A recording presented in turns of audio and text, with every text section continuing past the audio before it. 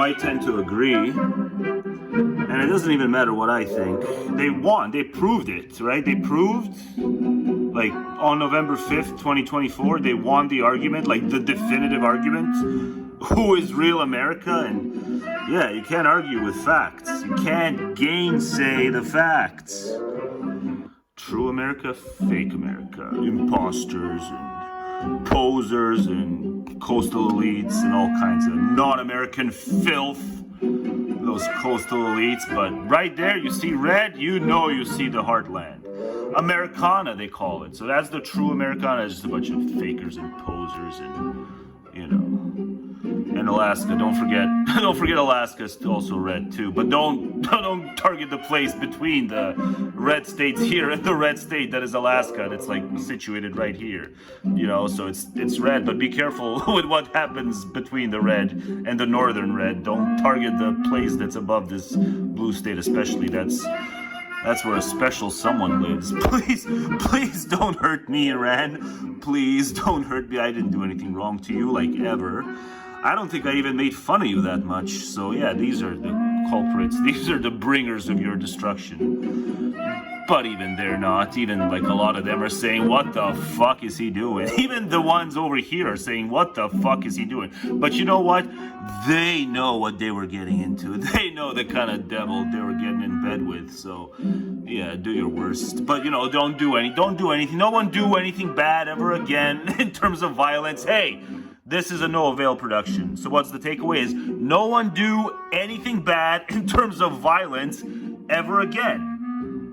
But I'm just saying, you know, Iran, you know, this is fake and this is real America. This should just not have even been called America. You know, I don't know what you can call it, but let's not do the Dust Bowl thing again. You know, please don't do the Dust Bowl thing again. But it may be too late. But I can't afford to deal with nuclear radiation. I've got to remain above ground. I've got a lot of videos I gotta finish. This is just getting in the way of. It's getting in the way of my plans. Like, conceptually, just conceptually, this is not supposed to be a geopolitical video. Just conceptually, it's not, but let's see it become that. We are, one and all, immigrants or the sons and daughters. We are the descendants of 40 million people who left other countries, make a new opportunity for themselves and their children. The lamp of this grand old lady is brighter today, and the golden door that she guards. It's all well and good, as long as you remember that the concept of moral exhaustion, you know, moral burnout, is a coherent concept. And yes, it's easier to apply to individual persons than it is to nations, but, you know, you guys are pushing it. But watch, it happened. America helped out a lot of foreigners, a lot of strangers. And now it's gonna, you know, Jimmy's gonna document all the eras in which America did help out the foreign stranger who was needy. But then it's like, you know, moral exhaustion cannot apply to the nation. I don't think so, bud. More brilliantly in the light of an increased liberty for the people. That was the 60s. From all countries. And they lifted the Asian Exclusion Act, and this was after. I'm convinced that the vast majority of Americans today want these people to have another opportunity. Yeah, it's a business-friendly culture, like I said. Generation of immigrants. If we ever close the door to new Americans, our leadership in the world would soon be lost. Double business-friendly. Immigration is not just a link to America's past. It's also a bridge to America's future. This is bridge to getting your lawn mowed cheap. Country. We like our diversity. We are proud. See, but it just kept happening. You know, decade after decade, they kept staying true to their word. Amid all the complications of policy, may we never forget that immigration is a blessing and a strength. Yeah. These people, it's all upside, no downside. Neighbors, our classmates, our friends. Yeah, even the guy who, you know, is non-messianic, but who the coalition was named after is doing the propaganda, the one-sided propaganda. Not come here in search of a free ride or an easy life. Wait, I did. I want an easy ride. I've worked for 2 decades. It's time for an easy ride. They did not come here in search I didn't come here to work for decades on end. Free ride or an easy life. They came to work. Yeah, not me. Yeah. They did not come here in search of a free ride or an easy life. I didn't come here, though. I was dragged here. And then I learned the language. Well, I'm not leaving now that I learned the language. But yeah, y'all's Anglos is too workist. We don't demonize.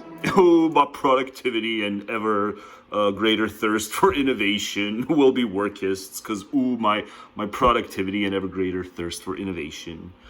And, borderline psychotic need to beat China. We don't single them out for attacks. We don't believe they're poisoning the blood of the country. We're a nation of immigrants, and that's why we're so damn strong. I'm sorry, Joe. I have more mean things about you that I only found out after the diagnosis came out. I found some old mean recordings, like from January. I'll proceed with it, but I'm just saying I'm still very sorry about the diagnosis, Mr. Joe Biden. They're eating the dogs, the people that don't know. They're eating the cats. They're eating the pets. Damn, Skippy. The right good ride, caught in the middle, the same old fight. I said, let me out, must be trouble, let me out. Don't want trouble, let me out. Must be trouble, let me out. Don't want trouble, the line's drawn. Everybody stand up and face the facts. The line's drawn. How about maximum bass?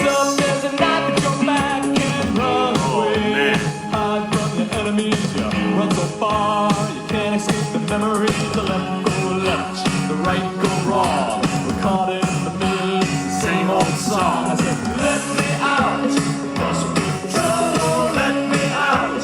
Don't want trouble, let me out. Must be trouble, let me out. Don't want trouble. Don't be so programmatic. For once, don't be so programmatic. For once, you people, don't be so programmatic. For once, I beg of you people, don't be so programmatic. For once, you people, don't be so programmatic. For once, you people, don't be so programmatic. For once, I beg of you people, don't be so programmatic. For once, I beg of you people, don't be so programmatic. Just once, just this once, you stupid people, let me out. Programmatic, yeah. So programmatic, yeah. I don't want to end it. For once, stupid motherfucking people, yeah, let me out. But there's nowhere else to go. You're stuck on Earth. Let me out.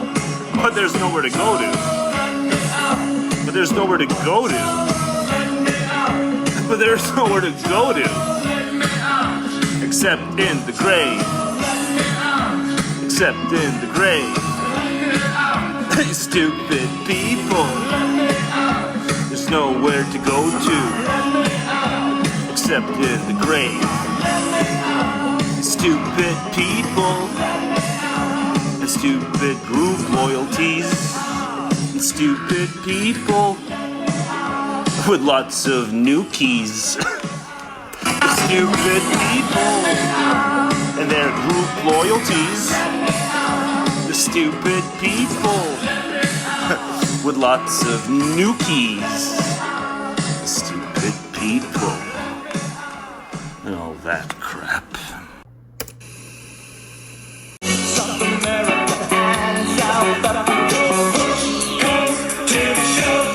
Yeah. Push comes to shove.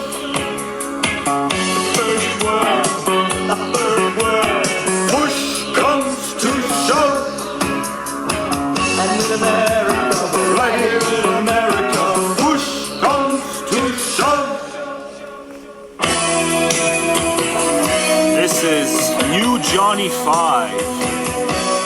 Alternative tactics. Lyrics ought to remind you of something. Something contemporary. We take the man standing for the longest time. Yeah. He's the one who plays. Obscure 80s bands. So long If now. the 80s were worth a damn, I'll tell you. If the 80s were worth a damn, none of this stuff would be obscure. The people of the 80s would have picked it up. This is New Johnny 5, Alternative Tactics. Well, what do they say? Push comes to shove. Yeah. Push comes to shove. The third world. Push comes to shove. Right here in America, push comes to shove. I'm gonna get in trouble again, but you know, it's happening. It's obscure, it's from the 80s, right? The obscure thing from the 80s is happening. It's push comes to shove. And you're getting it as an audio, but that's okay. The record has a fun cover. It's just stairs. The stairs. All you're getting is the stairs. Are we on the highway to hell? I think we're on the highway to hell. This is what it sounds like to be on the highway to hell. For realsies.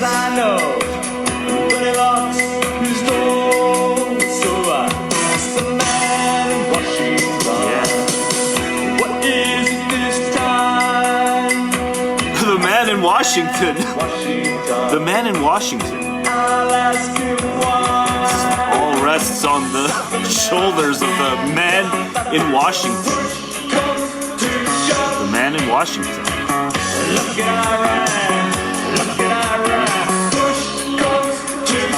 It's the man in Washington. A third world, a third war. Push comes to shove. And the man in Washington.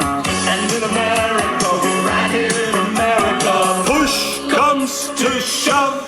And the fraudster.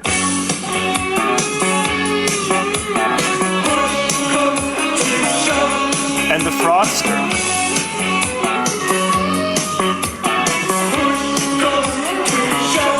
And the fraudster. Push comes to shove. And the fraudster. Push comes to shove. And the fraudster. Look at Iraq. Push comes to shove. And then there's Zionism. And then there's Zionism.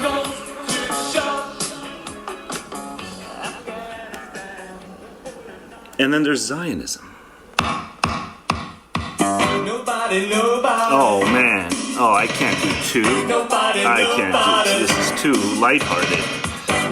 This is like what the people at work would like. They're such a lighthearted crew, even in this late hour. They're such a lighthearted crew. The people at work. It's like, how do I get these people to stop being so damn lighthearted? Yeah, listen, this is like lighthearted, but a second ago it was push comes to a second ago, right? Push comes to shove. It's let the misanthropy in. That's what it is. Let the misanthropy in. Yeah. Look at Iraq. Push comes to shove. Okay, it's over. It's over. A third world, a third war. Push comes to shove. Okay, I gotta stop it now. And in America, right here in America, push comes to shove. You know, I don't want to do musical intermissions, especially when it's just audio. You know, but it's just gotta.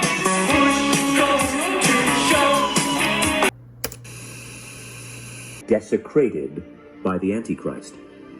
This makes the temple not just a Jewish concern, but a focal point for all who study and believe in biblical prophecy. Not it. The Bible is clear. There will be a temple in the last days. It will be built. It will be defiled. And it will trigger events You need a more that lead fanatical. directly You to need the a more return fanatical sounding name. You don't sound like the fanatical type, but the content's kind of fanatical. But wait, what? of child. And it will trigger events that lead directly to the return of Jesus Christ. Now consider the tension. Cool story, bruv. For a third Cool temple to story, rise on the bruv. Temple Mount, Nah, it's something of actually, monumental. I've been thinking a bit more about the story, and I'm starting to think it's kind of an uncool story.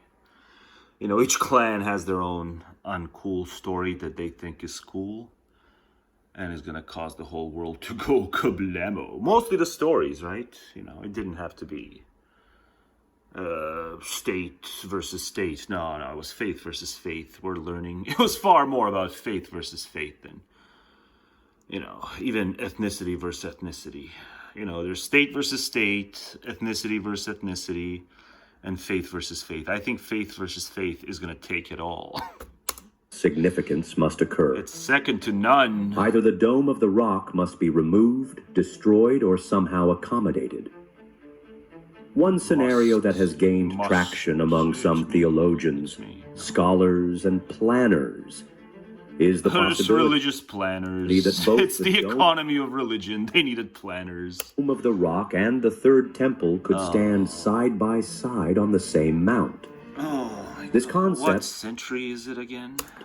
though seemingly impossible now, envisions a future where architectural reconfiguration or political negotiation allows for the construction of the temple without the destruction of the dome.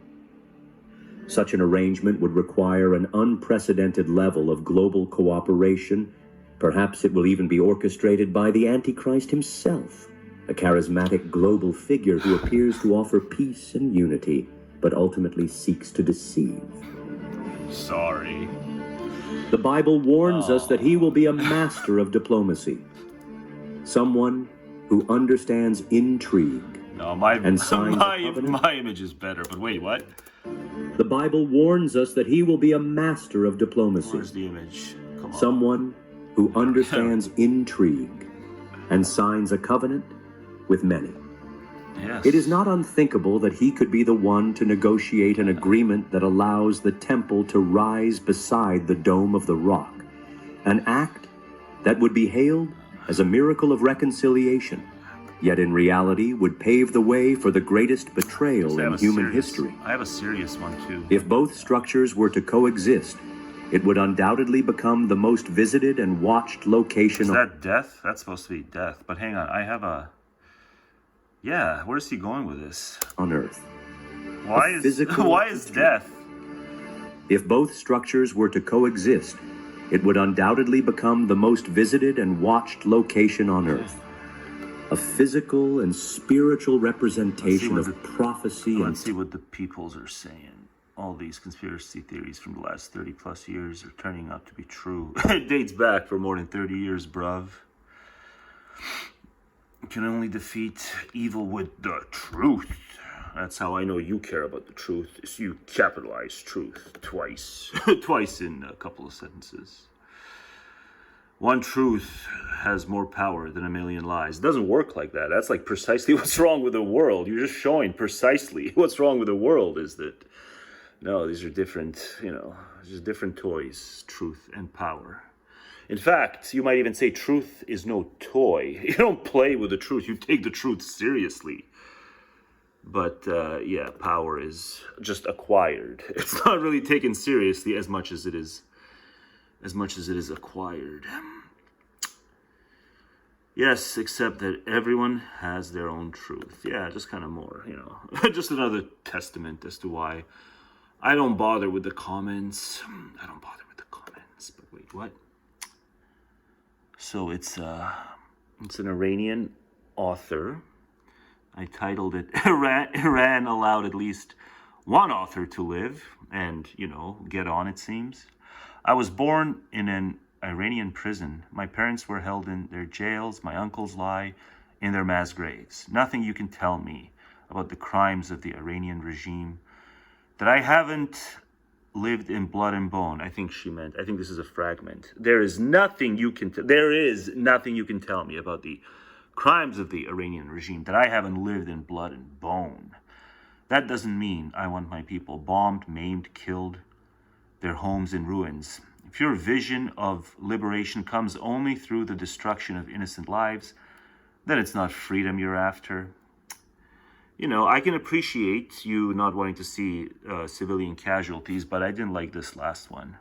If your vision of liberation comes only through the destruction of innocent lives, then it's not freedom you're after. See, with so many people, all signs, they point to just world belief. You know, you can't use wretched means to achieve decent or decent enough ends. You can't use wretched means. No. You know, World War II, you know, Germany was freer after, you know, a few decades after. It was freer than the, you know, couple of decades, and even what came before the Third Reich. But, you know, their own were bombed by outsiders, and then it became freer. So, you know, a lot of historical, you know, factoids will say that, yeah, your vision of liberation can come only through the destruction of innocent lives. It can happen. I don't think it will happen with Iran. It's too risky. You should leave well enough alone. Leave well enough alone, pig hybrid fraudster man. Leave well enough alone. But it's too late, it would seem. But yeah, all signs, all roads point to just world belief. It's called just world fallacy. But you just need to develop an eagle eye for it. You got to see it everywhere, because I'm beginning to see it everywhere. I hereby pledge to devote the future of this channel to exposing the manifold variants of just world belief. But in times of war, this is the most frequent one you're going to see. It comes in through this type of variant. It's the you can't kill innocents to achieve a better outcome for the society itself. I'm afraid you can. You know, it speaks against the nature of the world we live in. It speaks against the nature of the world we live in. That victories are very often these Pyrrhic victories. But people who believe in a just world, they tend to think that, like, Pyrrhic victories are no victories at all. But they are, because it's right in the term. It says victory. So yes, I don't think they should risk it with Iran. I don't think they should risk anything because, yeah, it would be probably too much bloodshed. But technically, it can happen. You can have all the right motivations in the world and just have the wrong prognosis. That's entirely possible. It's war. Perhaps we might start war, with baby. the ancient era. The Iranian regime are a messianic. Part of their messianic Skippy. outlook What'd he say? The regime are a messianic. Damn, Skippy. Let's slow that down. The Iranian regime are a messianic. Part See? of the What I say. messianic outlook. Benny knows. Benny won't say it as plainly as I said it a minute ago, but Benny knows the primacy of faith versus faith. Because prospects of immortality tug on the feels harder than prospects of, all that other merely mortal stuff. Nah, prospects of immortality tug harder. Tug on the will, and that's why faith versus faith is primal. But, whatever, sociologists will try to contest it. And, no one really has faith in the way I say people have faith because I'm a sociologist. As in, like, the way I say people have faith, like, no. The sociologists will say people don't have faith in that way. They don't really believe there's a prospect of immortality. I'm a sociologist. Or whatever, anthropologist. No. Benny's credentialed, and he'll pwn the anthropologist and the sociologist. I can't. They won't take me seriously because I'm non-credentialed. But Benny's credentialed. So I'm going to kind of, borrow from the credentialed man here to prove my point. But the whole thing is worth it. The whole thing is worth it. Benny knows his stuff. Benny's imperfect, as a mere human. Benny's got his blind spots, but I don't know if I see many of them. Maybe I can be informed. I don't know if I see his blind. I'm sure he has, though. I just can't think of him off the top of my head. You're going to listen to someone. Listen to Benny on why peace has been impossible. you know, it's more insightful than the geopolitical spew. Thing which people don't understand, they believe that the world should convert all of it to Damn, Islam. Skippy. One of the famous battles was at the place called... You know, I was just kind of taking the piss with all this stuff. But yeah, you know, I don't want to just repeat what Benny says. So I just kind of take the piss. But yeah, you want to hear the kind of nuts and bolts, you listen to Benny. And this is remembered as a great victory. So the initial... But that's all somehow one-sided because there's historical catchisms that people will spew to fully justify the Jew side or to fully justify the Palestinian side. So it can't be anything that doesn't fully justify, you know, our own side. And we'll use historical catchisms to justify our bullshit. So then we can go on and feel righteous. It must be fun to use historical catchisms to make oneself feel righteous and not even know that one's doing it. So then you can like feel super good about your righteousness because you don't see what you did. It's like, oh, you only feel righteous because you rely on historical catchisms.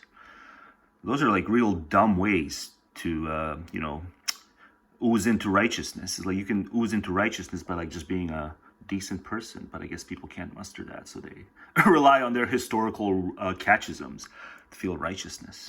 It's like, I see you, I see all you people who say, no, Benny doesn't get it fully because he's not sufficiently on my side, whichever side that is. By the scimitar. What do Yeah, we know about Benny's on no one's side. the Jews and the Islamic conquerors? But maybe Benny understands that, you know, Iran's a bigger threat. Generally, the That, you know, at least he understands Iran's a bigger threat than the West. picture appears to have At least Benny's not a stupid, putrid third worldist. Oh, the West is just as bad as Iran.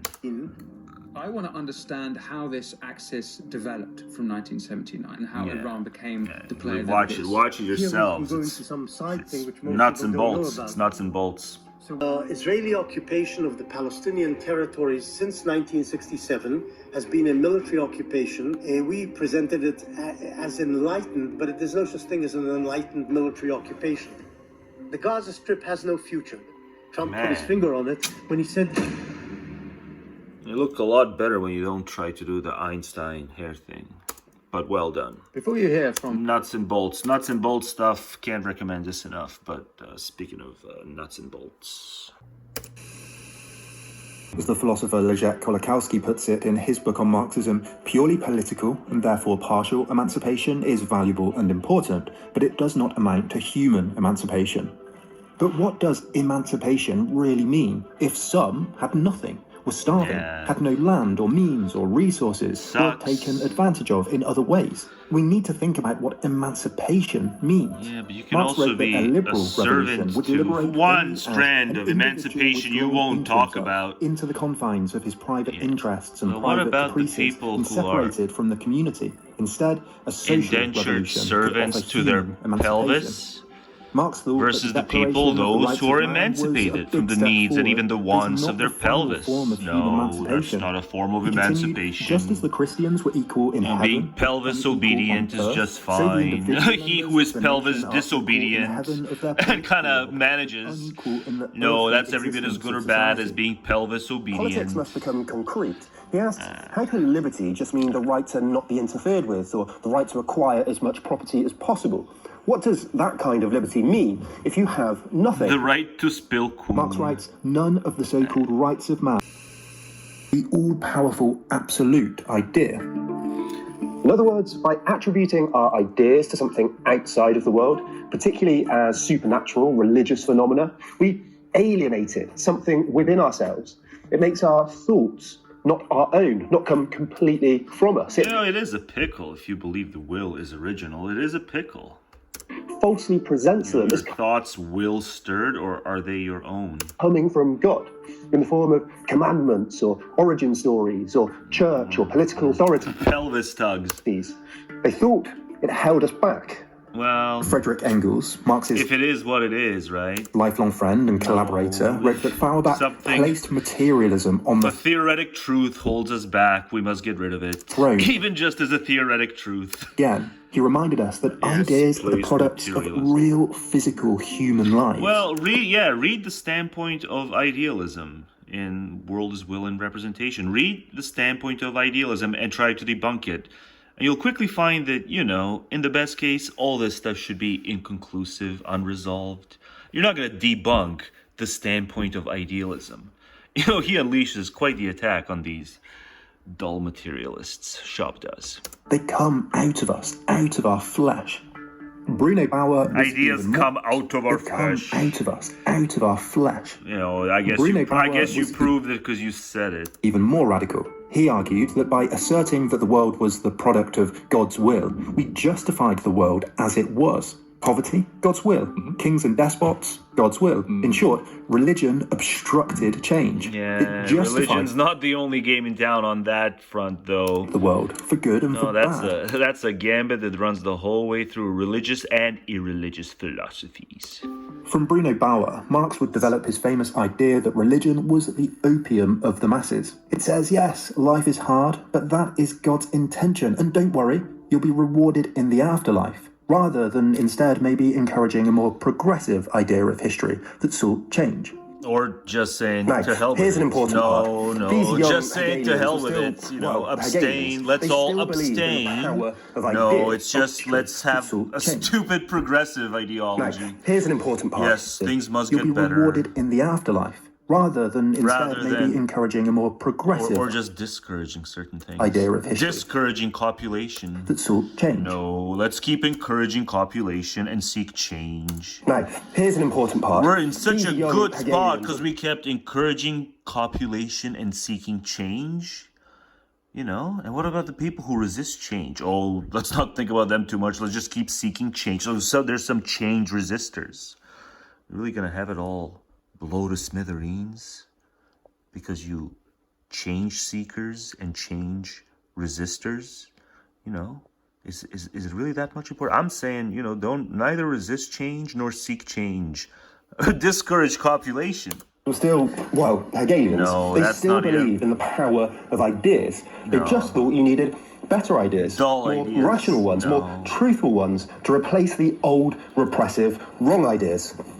But another young this is yet another sphere of inquiry where all the people involved. Yeah, the early anarchist Max Stirner. No things happening. They won't put it this way, but no things happening is far more frightening than the worst possible things happening. Bad ideas were spooks, bad thoughts that haunt the mind, and Marx criticized this approach. There are two significant early works here: On the Jewish Question, published in 1843, and The German Ideology, published in 1845. It's all well and good advocating for religious freedoms and property rights and liberal ideas like freedom of speech, but all of it, ultimately, in the end, leaves the real physical, material lives of ordinary people untouched. For Marx, it wasn't enough because... I'd rather a system that kind of takes my line on freedom of speech summary. All ideological speech is protected speech. All ideological speech. And we can quibble over when it veers into action-based speech, but all ideological speech in and of itself ought to be protected speech. I'll take that state over a state that gives me, guarantees me workplace democracy or whatever else, but doesn't guarantee my understanding of free speech. It's very important that I be able to say even more than I say. There's no TOS that's non-repressive for me. Every TOS is repressive for me. Marx ain't gonna fix that. It's the holy form of human. Another thing. It's yet another thing Marx won't fix. There's a cause. There's a cause for this kind of quote. Who is it? John Fowles? I don't know this guy, but, a quote like this, top to bottom hate, or whatever, top to bottom scrutiny, let's say. Let's say he said scrutinize and not hate. John Fowles' top to bottom scrutiny of people. It's the man who hated people from all walks of life, because that's how you got to do it. If you want to be consistent with your hatred, or whatever, not hatred, if you want to be consistent with your scrutiny, you got to scrutinize people from all walks of life. But then there's others who want to like love people from all walks of life and think that, you know, there's just the bourgeoisie are the problem. Get rid of bourgeoisie and then we'll fix it. And there'll be no cause for quotes such as these. There'll be no cause. No, I think there'll always be cause to hate all the ordinary, dull little people who aren't ashamed of being dull and little. Yeah, damn Skippy. But there was something else here. At least there's an image that I like. Yeah, this is why education fails. They think you just gotta cram. If it's in the form of a book, you gotta cram the book down the dull minds. But some minds are too dull. But in other instances, you know, the book ain't worth a damn either. They just want to cram it for their own ends. They don't want to cram the book to actually enhance the dull and make them post-dull and make them remarkable for once. No, because the books themselves carry dull data. You know, it's data that's going to make you merely capable. It's not going to be data that's going to undullify you. Yeah, but it's a book, so people just buy it. You know, even the non-dull people who think like, you know, it's all about education, they can't begin to think that like, no, sometimes it's not the book. It's not the book that's going to save the dull. The dull just got to be exposed to certain types of iconoclasts and out of fucks to give online ranters. Yeah, they just got to be exposed to them, but they're not going to be exposed to them. But yeah, it's all about the dull. And here Orwell perfectly explains what's wrong with the dull when they're tramps. You know, when they're homeless in the UK in 1931. Check it out. Most of the tramps spent 10 consecutive hours in this dreary room. It is hard to imagine how they put up with it. I have come to think that boredom is the worst of all a tramp's evils, worse than hunger and discomfort, worse even than the constant feeling of being socially disgraced. It is a silly piece of cruelty to confine an ignorant man all day with nothing to do. It is like chaining a dog to a barrel. Only an educated man who has consolations within himself can endure confinement.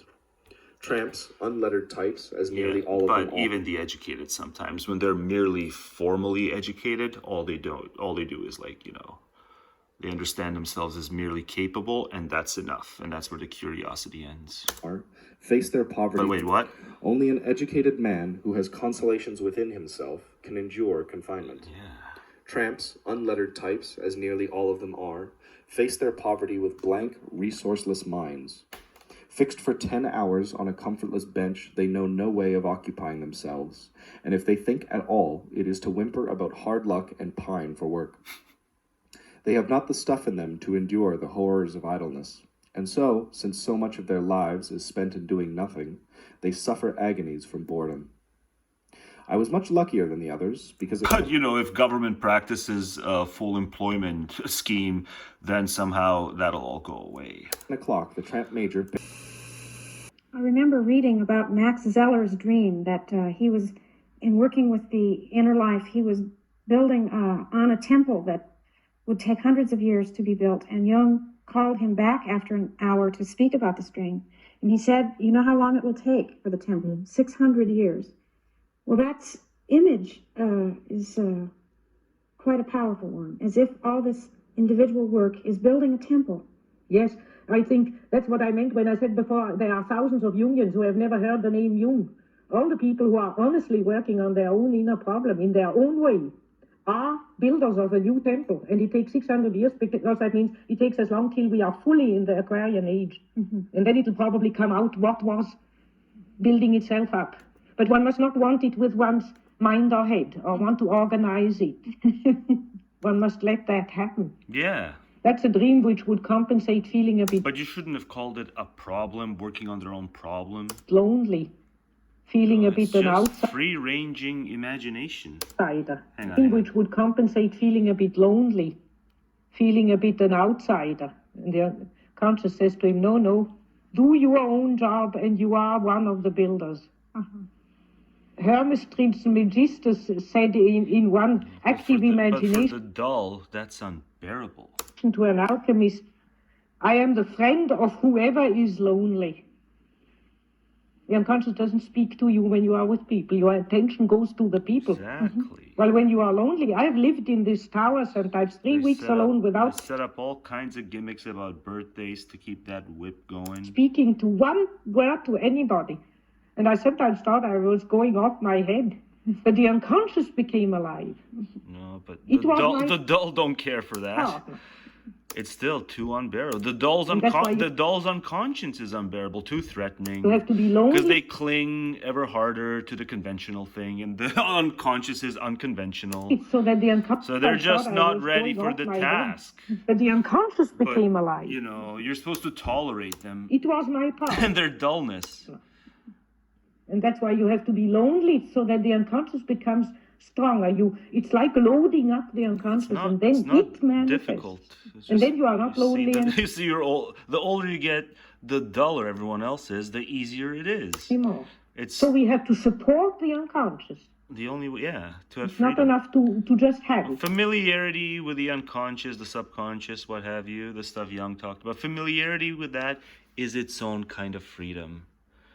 And it's the most undercovered issue. It's one of the most undercovered things that I think would be largely well received. But for some reason, the institutional folks will keep talking about, how the opposite is true. Oh, look, people are spending less time with each other. Oh. You know, even the fucking bulwark does it. But you know what makes all that easier? What she talks about. But one must not want it with one's mind or head, or want to organize it. One must let that happen. That's a dream which would compensate. But you know, you grow up in one of these big families. You know, he comes from a big, beautiful family. Yeah, you just got siblings around you all the time. You never learn. You never learn for things to just let them happen when you're solo, because you ain't got no solo time. Your mind can't wander when you're solo and unobserved. The only time your mind functions is when you know you're being perceived. You know, that's why when I went, especially on. I'm going to get insulting here, but when I went to visit, you know, the fam in the villages back in the day, especially on my dad's side, you know, there was a kind of unity between them, among them. I didn't find them to be, you know, fairly distinguishable persons. They were a blob. Because it was all just big families, big, beautiful families. It was just big, beautiful families in the villages. These kids were raised alongside perception nonstop. You know, they're hardly distinguishable as persons. So, you know, I've said it before, I'll say it again. If you have a kid, for Pete's sakes, let that be the only kid you have. Give him breathing room to develop their minds solo. You know, and don't foist this stupid birthday anxiety on them. Explain to them, this is just a social status whip. But you won't. You'll just have multiple kids, or even if you have the one kid, you won't explain all this to them. And it caused me to do videos called Let the Misanthropy Flow. Feeling a bit lonely. Yeah. Feeling a bit an outsider. But it's conscious says to him, no, easy. Do your own job and you are one of the builders. No, it's not about being a builder. You got to be a literal builder, but that's about it. Just said in one build back better. Imagination to an alchemist, I am the friend of whoever is lonely. Based in Blackpilled. That's one of my favorite pods, plain English. You can go subscribe to that now. And he's got an upcoming book with Ezra Klein called Abundance. You can pre-order now. Maybe we'll have a three-way. That was unintentional. When that I'll say, Tim. Tim, what a generous open. Thank you so much. That's great to hear. Solitude I don't blow smoke. and politics. It's generous and it's true. It's a great pod. We got a lot It's going to be about solitude and politics specifically. Every single time I hear an American discuss this, there's certain things that are just taken for granted that shouldn't be taken for granted. You know, not just solitude and not just politics, but solitude and politics. They just make the point that's the reverse of the truth, at least if you got a head on your shoulders. That is, you know, nothing's going to enhance your independent thinking skills. Nothing's going to help you see through the demagogue ever the more easier than solitude and time to be alone with your own thoughts. And to figure out which ones are good and which ones are worthy of being replaced. Like the notion that solitude is only going to help you be more, you know, captured by the demagogue, which is the crap they believe. You know, solitude as that which captures people, as that which the demagogue uses to capture people. No, only the people who are 100% mindless. you got a head on your shoulders. No, it'll just, you won't sink. Your mind won't sink by its own weight. For at least a few months. That is a pretty alarming step in an article that is filled with alarming steps. So talk to us just about the biggest picture trajectory and what you were reporting. The big picture here is that this is a long article that really pivots around one simple statistic, just one fact. And that fact is that Americans spend more time alone and less time in face-to-face socializing than we ever have, going back at least 60 years in official government data, and maybe going back 100, 150 years, given how social the first half of the 20th century was. We have never in our lifetime spent this much time alone and this little time socializing with other people. And I think that statistic needed an anchoring. It needed a naming. It needed a big picture treatment, because the way we spend our minutes is the way we spend our lives. And if we're spending our minutes alone, well, that has huge implications for the economy. We can talk about that. For our politics, I hope we talk about that. And really for our personalities. I think that our personality... What about for our clear thinking capacities? You want to think clearly? Are you going to think more clearly when there's others around? You know, all you people who quote these, bowling alone crap. You also know the evil psych literature. You know all these literatures about how, being around others, there's the seamless impulse and motive to impress, which is not congruent with the pursuit of truth. So what about, clear thinking capacities? What about that? Yes, some people are hopeless, so it doesn't matter whether they're, around their fellows. But truth be told, the hopeless people, the hopeless people who, when they're alone, they're even more confused. I don't want them mingling anyway, because if they mingle, they're just going to create kids. They're going to raise hopeless kids because they're hopeless. So I don't want them mingling for that reason. But for the others, it's a success story. The solo time is a success story from the standpoint of independent thinking. Seeing through the demagogue, all the easier. Change. But no, they just omit the clear thinking part. And what if it just is? What if this solo time just is the only way to let 1,000 idiosyncrasies bloom? Would you say it's not worth it? You won't even consider the question. I haven't even gotten to the section. The solitude and politics section, they're still now on. Even if people report loneliness, so the fuck what? When we spend less and less time around other people with every passing year. So the most important fact in the article is that, according to a famous book by Robert Putnam called Bowling Alone. Oh my God, it's a cold watch. It's a cold watch. I didn't think they'd mention it. Participated in associations and clubs, bowling leagues and union clubs, less and less and less. And when the book came out in 2000, it caused a huge debate. Was Robert Putnam just lying with statistics? Did he have this all wrong? Was America really at the beginning of a golden age of hanging out? But in the last 20 years, socializing has declined another 20% for all Americans, and more than 40%, or roughly 40%, for teenagers and the poorest Americans. I just had a guest. He's a longtime friend, but, we had a blast. I'm toying with, showing him the channel, but I guess if I do this now I won't. But, it was a blast. He's a former colleague. He left in 2017, became an iron worker. He's so nice, and he's, I don't know if I want to do this, but he's ever more devout, and he really wants me to have, God in my life. But it's non-combative. But, look what he hung on my wall. I didn't think I'd make it about this. Look what I have on my wall. Now I have a dilemma. He's nothing but good-natured. I swear to God, I didn't think I would pivot into this, but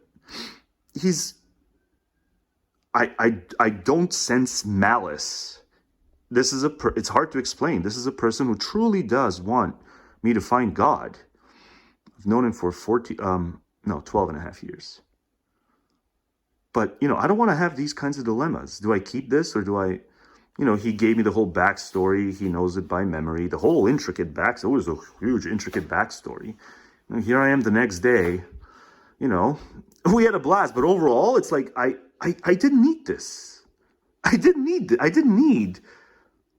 some delusional person who, yes, okay, you can have a laugh with, but I didn't need some increasingly devoutly delusional person hanging this on my wall and me keeping it the next day. But it's like, I'm supposed to look forward to getting together and hanging out with my fellows. No, even the ones I tolerate, then I look back and it's like, I shouldn't tolerate this.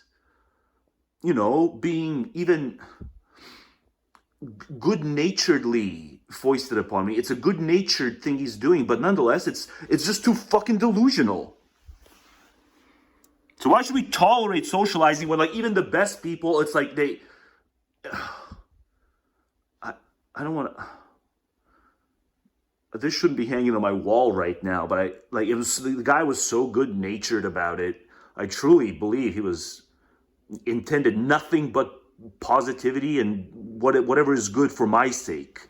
So it's like, I can't take it down, but at the same time, it's like, I'm not a delusional person. I shouldn't have this. I'm not a delusional person. But that's like the dilemmas that, you know, getting together, even with the best of the people who you can tolerate, like they still leave you with this, like, I don't want this shit on my wall. Social depression, and it has enormous implications, I think, for just about every station of human life. Yeah, I looked at that Putnam book, Bowling Alone and Postman, Amusing Ourselves to Death. If you go back and look at the years, it's like, wait, Postman wrote Amusing Ourselves to Death in 1985. But there are only 3 networks. No, that was about TV. Fox News didn't exist. Yeah. Right. I mean, barely. Was Rush even on in 85? Just the whole thing is crazy. No Howard Stern yet. You guys are just... And then this, you know, you guys are...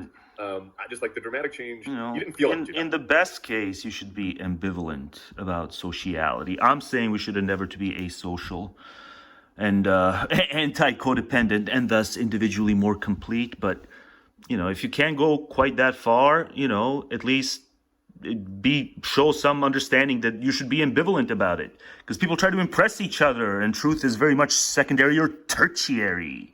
That was it, I guess. Right? At least I was... No, you guys are not going to get it. Like, there wasn't this sense... You're just going to assume a causal story between why the nativists are in power and, you know, loneliness. It's like, no, maybe the nativists are in power because too much humanitarianism surrounding the border. Happening. And... In particular... God, read my lips. I want to say, we love you, God, and we love our great military. Protect them. God not so strong. Not so strong. If you gotta solicit favors the Middle with the big guy, aren't you supposed to be the big guy? Aren't you supposed to be the big guy? What are you doing? What are you doing? Groveling to God. Sounds pretty weak to me. Sounds pretty weak to me. You two are far less facially entertaining than Krang. Yeah. No, Johnson, go away. Go away. It's about Krang. It's about Krang. America, thank you very Programmatic, everyone. It's the land of the programmatic. Yeah. It's the land of the programmatic.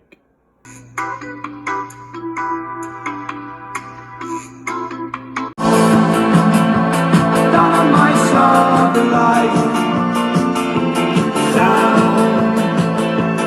Down on my side of life.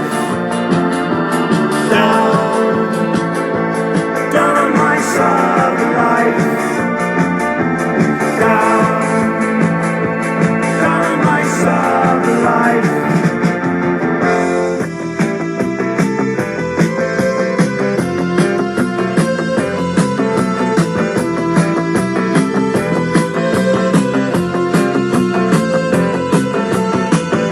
And slightly later. Yeah.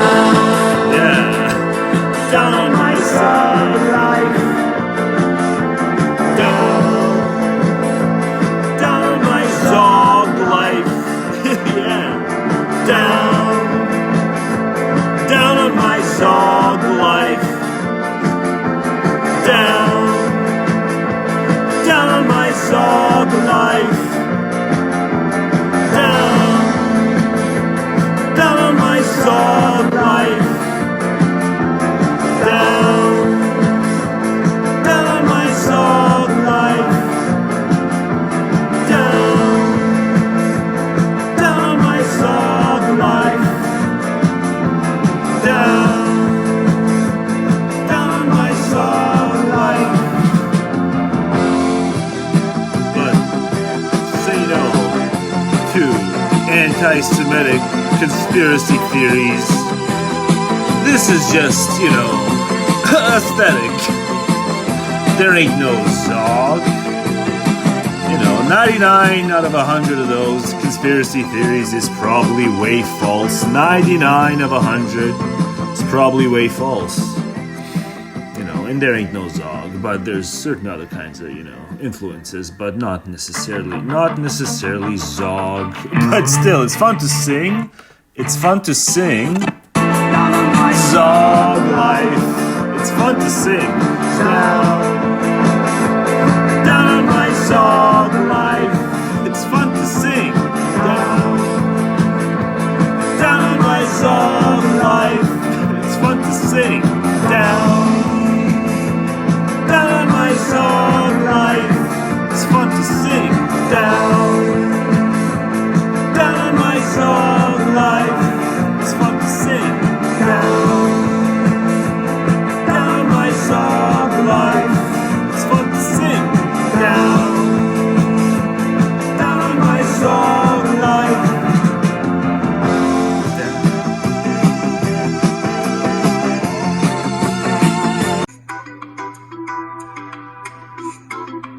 Really gonna have it all below the smithereens. Because you. But what am I referencing? Am I referencing the new thing? Am I referencing Iraq? Am I referencing something recent? No, that's from January. I'm just referencing the climate from January. Keep good thought, because we kept encouraging copulation and seeking change. Yeah, but where do I smithereens? Below the smithereens. Yeah. Because you. But nothing was really on the brink in January compared to now. What is it? It's June 25th. By now, by the 25th, people are saying different things in terms of the success or lack thereof. But, just to point out, these were outtakes from the Toward a Coherent Left-Right War video. These are just outtakes, more of this guy. More of then and now. Another programmatic as fuck thinker. But, these are just outtakes. But then what do I say? Change for them too much. Let's just keep seeking change. So there's some change resistance. Really going to have it all below the smithereens. But it seems like there's actual cause now. So I'm so glad I sat on the thing. I didn't didn't want to make the video that much longer or any of the videos in between. But I'm like, yeah, this one sure thing. Because now it seems like, are we really going to have it all below the smithereens? It's not so hyperbolic. But I felt it wasn't hyperbolic in January too. I guess because it was around Trump's inauguration time. Because you change seekers and change resistors, So just another kind of, I don't know if I can use the word prescient here, but maybe, foreplay. This was recorded as foreplay to the time when it'll be utilized. My reference in Iraq, my reference obligatory. No, Iran, Iraq, verbal cock-up, obligatory.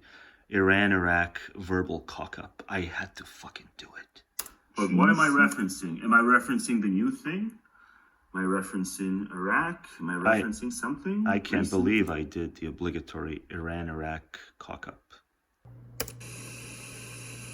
Reporting on Elon Musk's impregnating, how would I even say this? His proclivities towards impregnation? Hypernatalism works well. Why not run with hypernatalism? I've been trying to make hypernatalism happen. And Elon is the nuttiest of the hypernatalists. So I've been trying to make that happen. But okay, spin your own yarn. I guess I'll start with this. Sarah, after reading how did he put it? How would I even say this? He put it as proclivities. No, it's just so much more boring. No, he's a this is the most hyper of the hypernatalist. The hypernatalist on ketamine. I guess I'll start with this. Sarah, after reading that piece, have you ever been happier to be a lesbian? This is so Elon Musk's thing where he basically is like. So she doesn't inspire my ire in this. It's actually JVL, but I'll let her go first. Hey, you want to carry my baby? Like propositioning women over. I in that womb from across X. It's neither of the query. It's neither of the homo people. It's the straight guy. It's another straight guy. Who's the problem? He thinks he's going to repopulate.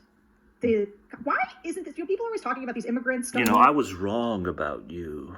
That's the truth here. As I was wrong about you, and I didn't actually just discover it now. It's just it has to go. I discovered it a couple of months ago, You know, he himself is the N-word. It's just that initial segment where I discovered it. You know, the segment is not aligned with the theme of this video, so it has to go in a different video. But let's just pretend I just found out now. Because I literally found out in a different segment that it's going to go on a different video down the line. I found out mid-segment that, oh shit, he's the N-word. No, I don't mean to slur. I mean, he himself is a natalist. He'll announce it, but he's not just any old natalist. He's a natalist who pens about it. He's a natalist who pens about it affirmingly, and I should have seen it coming. But that's the problem with this, you know, this many people creating content. You watch that many people, and it's like you praise them for their pushback when it comes to like horrible political shit, but then it's like, oh, you didn't survey them enough. I didn't survey JVL enough. But let's just pretend I found out about it now. But, you know, I did forget about it. I recorded a segment. It doesn't fit in this video, but I recorded this segment, must have been a couple of months ago, where I initially found out he's the N-word. And then I totally forgot he's the N-word until I saw this. But he, too, is the N-word. Kids. But hang on, it's Sarah's stuff. Isn't this, you know, people are always talking about these immigrants coming here and then them having a bunch of kids and replacing, this is the great replacement theory. Elon Musk is a walking, talking great replacement theory of like trying to get, you guys haven't read this book Rejection, have you? No. So I didn't care for it actually, but there's like a whole chapter where it's written from the perspective of like one of these like guys who wants to, he's going to repopulate and form his own pod army, and he needs a woman who's going to, you know, carry all these, it's like, Elon Musk, there's always had these like weird seasteaders in this quasi-libertarian weirdo place that I feel like Elon is. He's like going to women. Do you think that normies are just fine, Sarah? Do you think normies are, you know, sugar and spice and everything nice? You know, in one such world, yeah. If they were, then yeah, things that are weird would, you know, deserve our contempt. But in a world where, you know, the normies are just this despicable, then, you know, weird is like a toss-up. You can't just treat the word as on arrival bad thing. No. There's a good chance that to be weird is to push back against the normies, which is sorely needed. So you got to change your uses of weird. You too, Tim, sometimes you use weird in derogatory ways. No, weird is good, or at least has a sufficient high odds of being good. Just being like, would you carry my baby and then I'll give you money. But of course, he's also fathering children where women are like, you impregnated me, dude. And then he's like, oh, okay, I guess I'll take a paternity test. Here's the only thing that matters about all this stuff, besides the fact that Elon Musk is obviously really fucking weird. Excuse me. No, he's a million and one things, but come on, weird? The way that he gets celebrated by the like trad bros and wives of being the great American father. The great American family. Look at him bringing his kid to the 500s. Yeah. Let's get to the JVL part. JVL, as the man who pens his natalism. Full trad. I saw somebody, his Twitter now is just filled with dreck and disgusting. Get to JVL. And I'm trying to remember, there's a bunch of dudes, Twitter. His reply guy things. Twitter. A lock that can be unlocked by many keys is a bad lock, but a key that unlocks all locks is a master key. And what they're saying is that, you know, women. Yeah, can you please spell out the metaphor for me, Sarah? Women, is that true? You don't get it? Are you making fun of me? Okay. The point is they're basically like, look at this guy. This guy fucks. Yeah, that's right. This guy fucks. All the uteruses are being unlocked. JJ, I have... Tim fucks too, but I think the rectum has to be involved. I'll start with a question for you first. How does it make you feel as a natalist? There we go. So Tim spilled the beans, and I'm like, holy shit, Tim, I totally forgot. I discovered it 2 months ago and recorded on it, but it just doesn't fit in this video. But yeah, I'll squeeze it into this video, but maybe it won't even fit into this video, so we'll see. For a cause that was once near and dear to you. I mean, I can't say I'm surprised, because the people who are really into the natalism stuff publicly tend to be very, very weird. Yeah. Not like, you know, let's celebrate playing with matches and being duped by life and our own codependence and all that stuff. No, let's just say it's weird. No, they're just the most glaring case of people who are like, yeah, we're playing with matches without even realizing it. And also we're dupes of the species. Or just biology, if you want to be a materialist about it. But, you know, I'm idealist curious. So I just refer to it as dupes of the species, but don't worry your pretty little head about any of that. I'm surprised, because the people who are really into the natalism stuff publicly tend to be very, very weird. It's the least of their problems. Stuff publicly, it's the least. Tends to be very, very weird. No. And Says the guy who wrote a book on it. Says the guy who wrote a book on it. That's what Sarah just said. So I praised, starting last fall after the election, I started praising a man who wrote a book that affirms natalism. That's the problem with the attention economy. It's just, you just follow that many people and you can't really survey them sufficiently enough. And then you don't even realize that you're praising someone who's the least of his problems is the possibility that he too is weird. That's the least of his problems. He has like multiple kids. He played with matches multiple times. And I bet since he wrote a book on it, at this point, even if a fire starts, he still won't get it. That the fire started because he played with matches. That's what happens when they double down by turning it into a book and stuff. Because then you got so much reputational stakes on the line, it's really hard to think about it clearly. But even ordinary parents can't think about it clearly because they think you're personally attacking them. I'm not, I don't think the opposing view, the anti-natal view, needs to be some aggressive ideology. I just think you guys are scummy for not even sitting down and thinking about it when you encounter the best counters to it. See, it's like when they encounter the best and even polite, non-condescending, non-insulting counters to it, they can't. They have to take it personally. They have to take it personally. Scroll to the comment section of any David Benatar video where it's like he's being hosted on some podcast that's kind of enemy territory, and just the stream of dismissals and the eagerness with which to dismiss, and just the unconscious reaching. It's the unconscious reaching to destroy that which introduces the disagreeable and the, above all else, it's the non-codependent.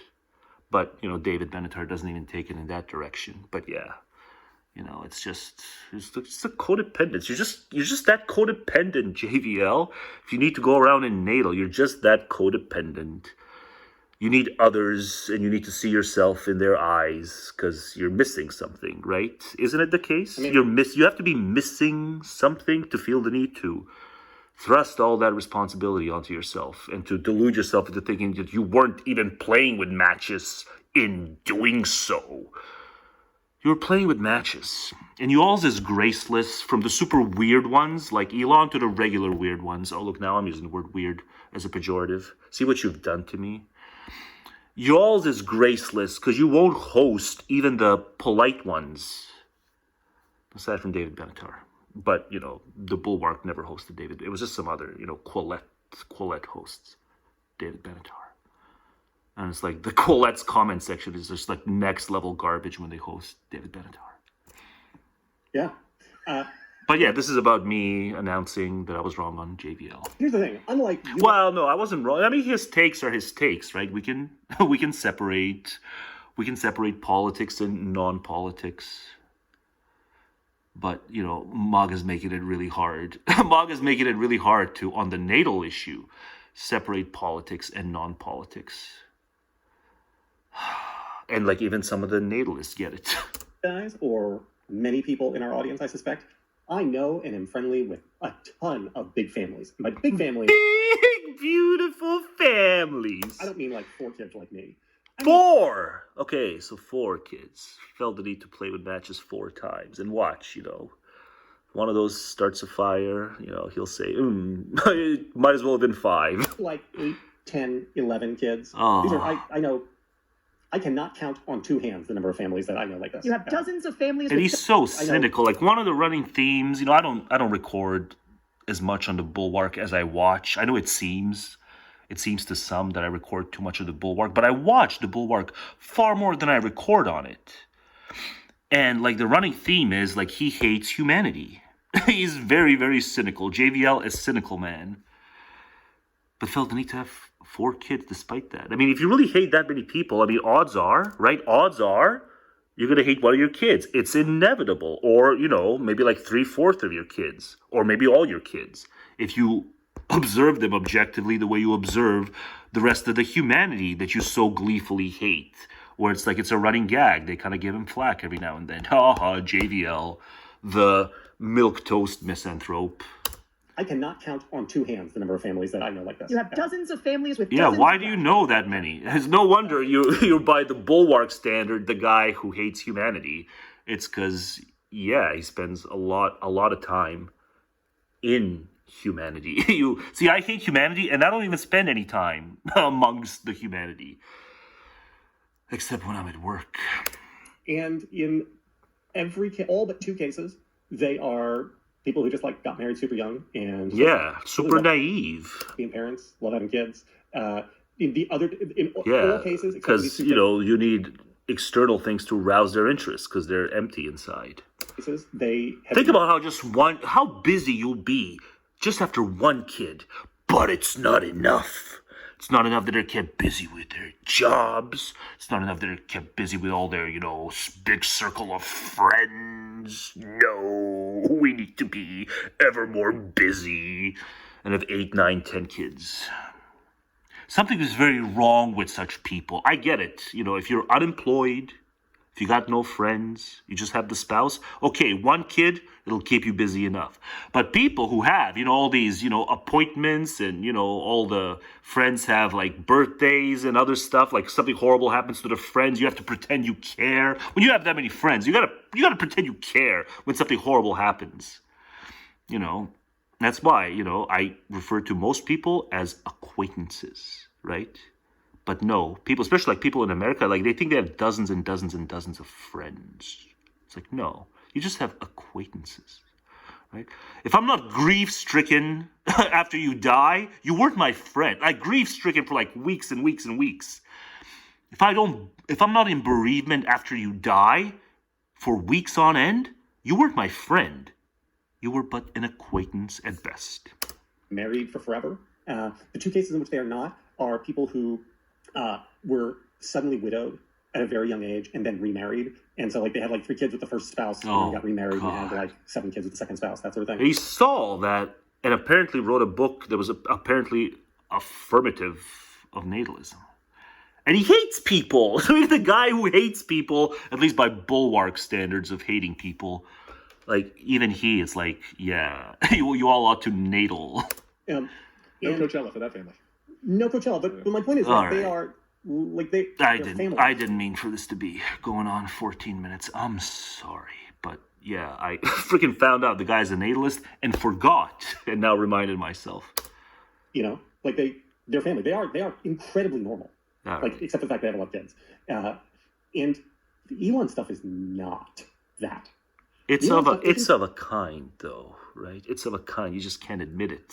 When it's that hyper, you just have to commit yourself. No, it's categorically different. No, it's just a higher degree of the same crappiness. Even normal in the professional athlete of 7 kids by 6 different women. Yeah, Jamal. Jamal dunks on you, fucks a bunch of bitches. Dame as Hoops Prize. Dame as Hoops Prize. Oh, but don't say it because it's misogynistic. I know. You're just horny. And you just... Right. All right. Now I'm hitting every which way. Don't pretend you don't love it. You few who still watch, don't pretend you don't love it. When I start hitting every which way in a segment that's now running on 15 minutes. Dystopian Mormon content. Yes. More it's Mormon. Brigham Young in a and it's not even religious. That's the other weird thing. So that's what ordinary natalism is. It's the stupidity of Mormonism minus the doctrine. That's all ordinary natalism is. Secular natalism. It's all the trappings and stupidity of Mormonism minus the doctrine. It's not religious, but it is messianic. It's messianic, but in the most racialist master race way possible. Yeah, well, at the same time, someone's got to beat the Muslims. The thing about Cuomo, I think Cuomo's going to win, and I think he's going to be reborn as a national fighting figure against Trump. And then he's going to be president, isn't he? Sarah, he's going to run for president, isn't he?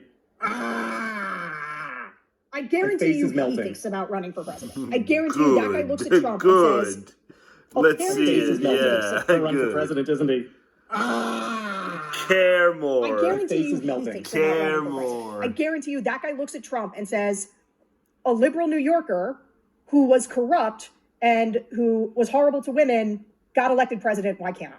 Yeah. And I'm roided up like Vince McMahon. So make me president, Democrats. Yeah. Just closing the loop, I was correct. AOC is not endorsed in the race, and because there's a big story, Democrats. It's just closing the loop. I was it's correct. AOC is not endorsed in the race, you wrote a book. You wrote just closing the loop. You wrote a book, even though you live in idiocracy, and you said make more idiocrats. Hey, you're really dumb. Correct. AOC is not endorsed in the. Yeah, we have a ballgame together. Meat space. You'll be next to my meat heat.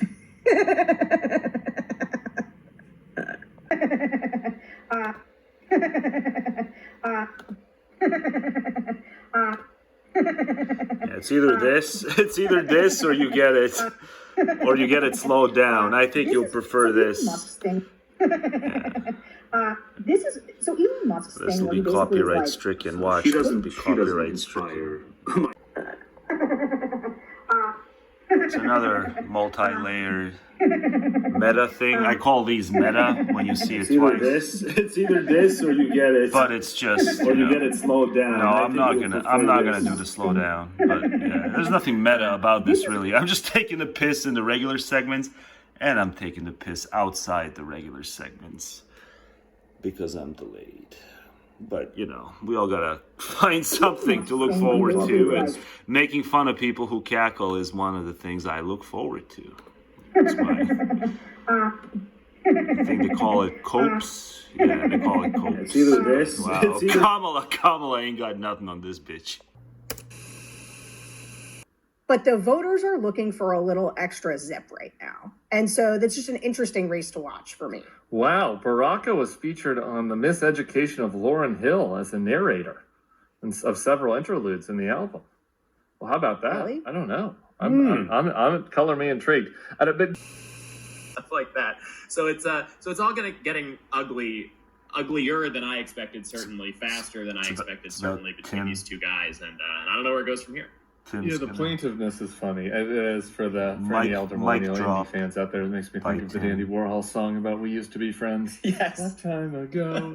It's like I'm getting a little sad. And Trump doesn't really have real friends. So like I think he imagined could all be theater. Remember what I said about Elon versus Bannon months and months ago? Could all be theater. It's modeled after pro wrestling. Could all be theater. You guys are covering it as if it's real. We don't know what's real. You kind of imagine. But Tim did the cute time ago. Yeah, it's like I'm getting a little sad. And Trump doesn't really have real friends, So like I think he imagines tasties like these. With tasties like these, who needs? The second part of the press Health watch. I kind of imagine that Elon was his friend. So I don't think, part of the sad part of, the fact that he's a 78-year-old is a black hole in his heart, which is part of, I think, what allowed him to have this political success. Sounds like conjecture. And conjecture about the most important thing. What's in a man's heart? That's like the most important thing. We often don't really know, so just psst. You give him grounds to keep on being in the personality cult when you say stuff like that. Ooh, we're going to pretend to know that he's just after friends. He can't muster a friendless perseverance.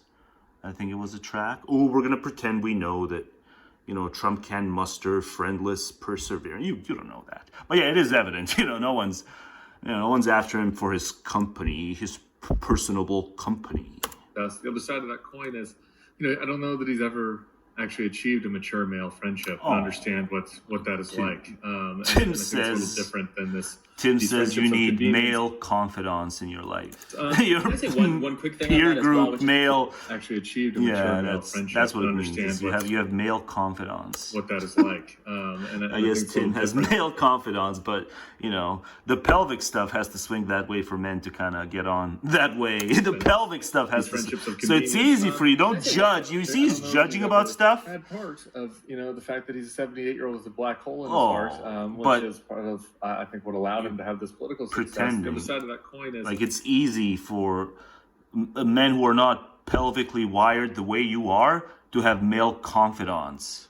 You just don't get it because you don't have to. I don't know that he's ever you just don't get achieved it. a mature male friendship to understand what that is like. Trump didn't truly feel like he can cry on Elon's shoulder when the cameras were off. And neither did Elon with Trump. It wasn't a mature male friendship because they weren't really confidants. They just used each other. But it could all be theater. But speaking of confidants and icky things, ooh, there's a shouty one from the outside coming up next on No Veil. You know, I'm just vexed and loud. I think it's a little different than this. But Tim says have male confidants because it's the only path to the mature male friendship. Of convenience. Can I say one quick thing on that as well, which is just keep ignoring the pelvic factor. Friendships of convenience. Can I say one quick thing on that as well, which is just that I really do think like there's something really stupid coverage, really like deep to that because he's. Yeah, sometimes it is the rain. Sometimes it's not a certain ultra compressed audio fiddling. Sometimes it is the rain you're hearing bouncing off my umbrella. This is just to say I'm only ever encumbered by that conventional notion of decency. You know, what most people think of as decency, whatever, the decent to indecent barometer per the Volk. I'm only encumbered by that when it comes to my behavior and thereby attitudes and thoughts. I'm only ever encumbered by that when I'm at work. This is kind of audio 9866 on like why I hate being at work. That's the only time in my life. You know, maybe when I'm visiting my half brothers and kind of have to play big brother, but it never lasts long because I just end up like the moment my dad steps out of the room, I just go into just ragging on my dad mode and just really negging my dad in all kinds of ways. And you know, I don't even know if it's to their delight.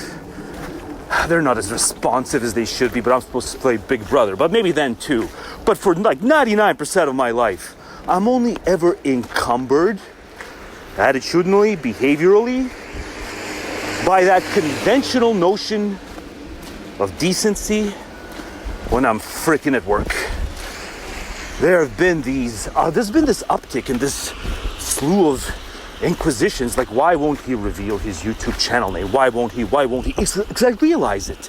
It's only ever when I'm ranting to y'all that I'm truly unencumbered.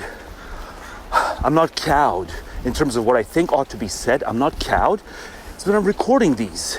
Else, it's just a handful of people I know with whom I can be almost as honest, but truthfully speaking, in terms of the extent to which I've just let the misanthropy flow, like, can I really ever be as honest as I am when I'm solo?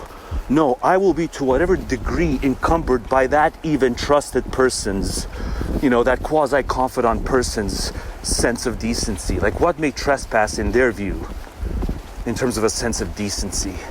If I'm too misanthropic, I am ipso facto an indecent person. It ought not be listened to. I ought be dismissed. But it's like, no. I'm deep misanthropic these days, and nonetheless, I've never felt more confident than like I'm one of the people that the people need to be listening to. However hard the medicine may be to down, I'm one of the people that the people need to be listening to. Like, I've never been as confident. I know it's nauseating to keep pointing it out or even hinting at it, but it's the truth. But it's like, it's coincided with this period where when I'm solo, I am openly, flowingly, glowingly misanthropic. Also explains kind of the dual gender acrimony in these videos, but okay, slanted more against the gynocracy than the dude bros. But there's a lot of dual kind of acrimony on this channel in terms of the genders. So I might at once be thought of as a misandrist and a misogynist, but it kind of loops into the misanthropy. It doesn't fulfill it, but it loops into it to some extent. Kind of builds it.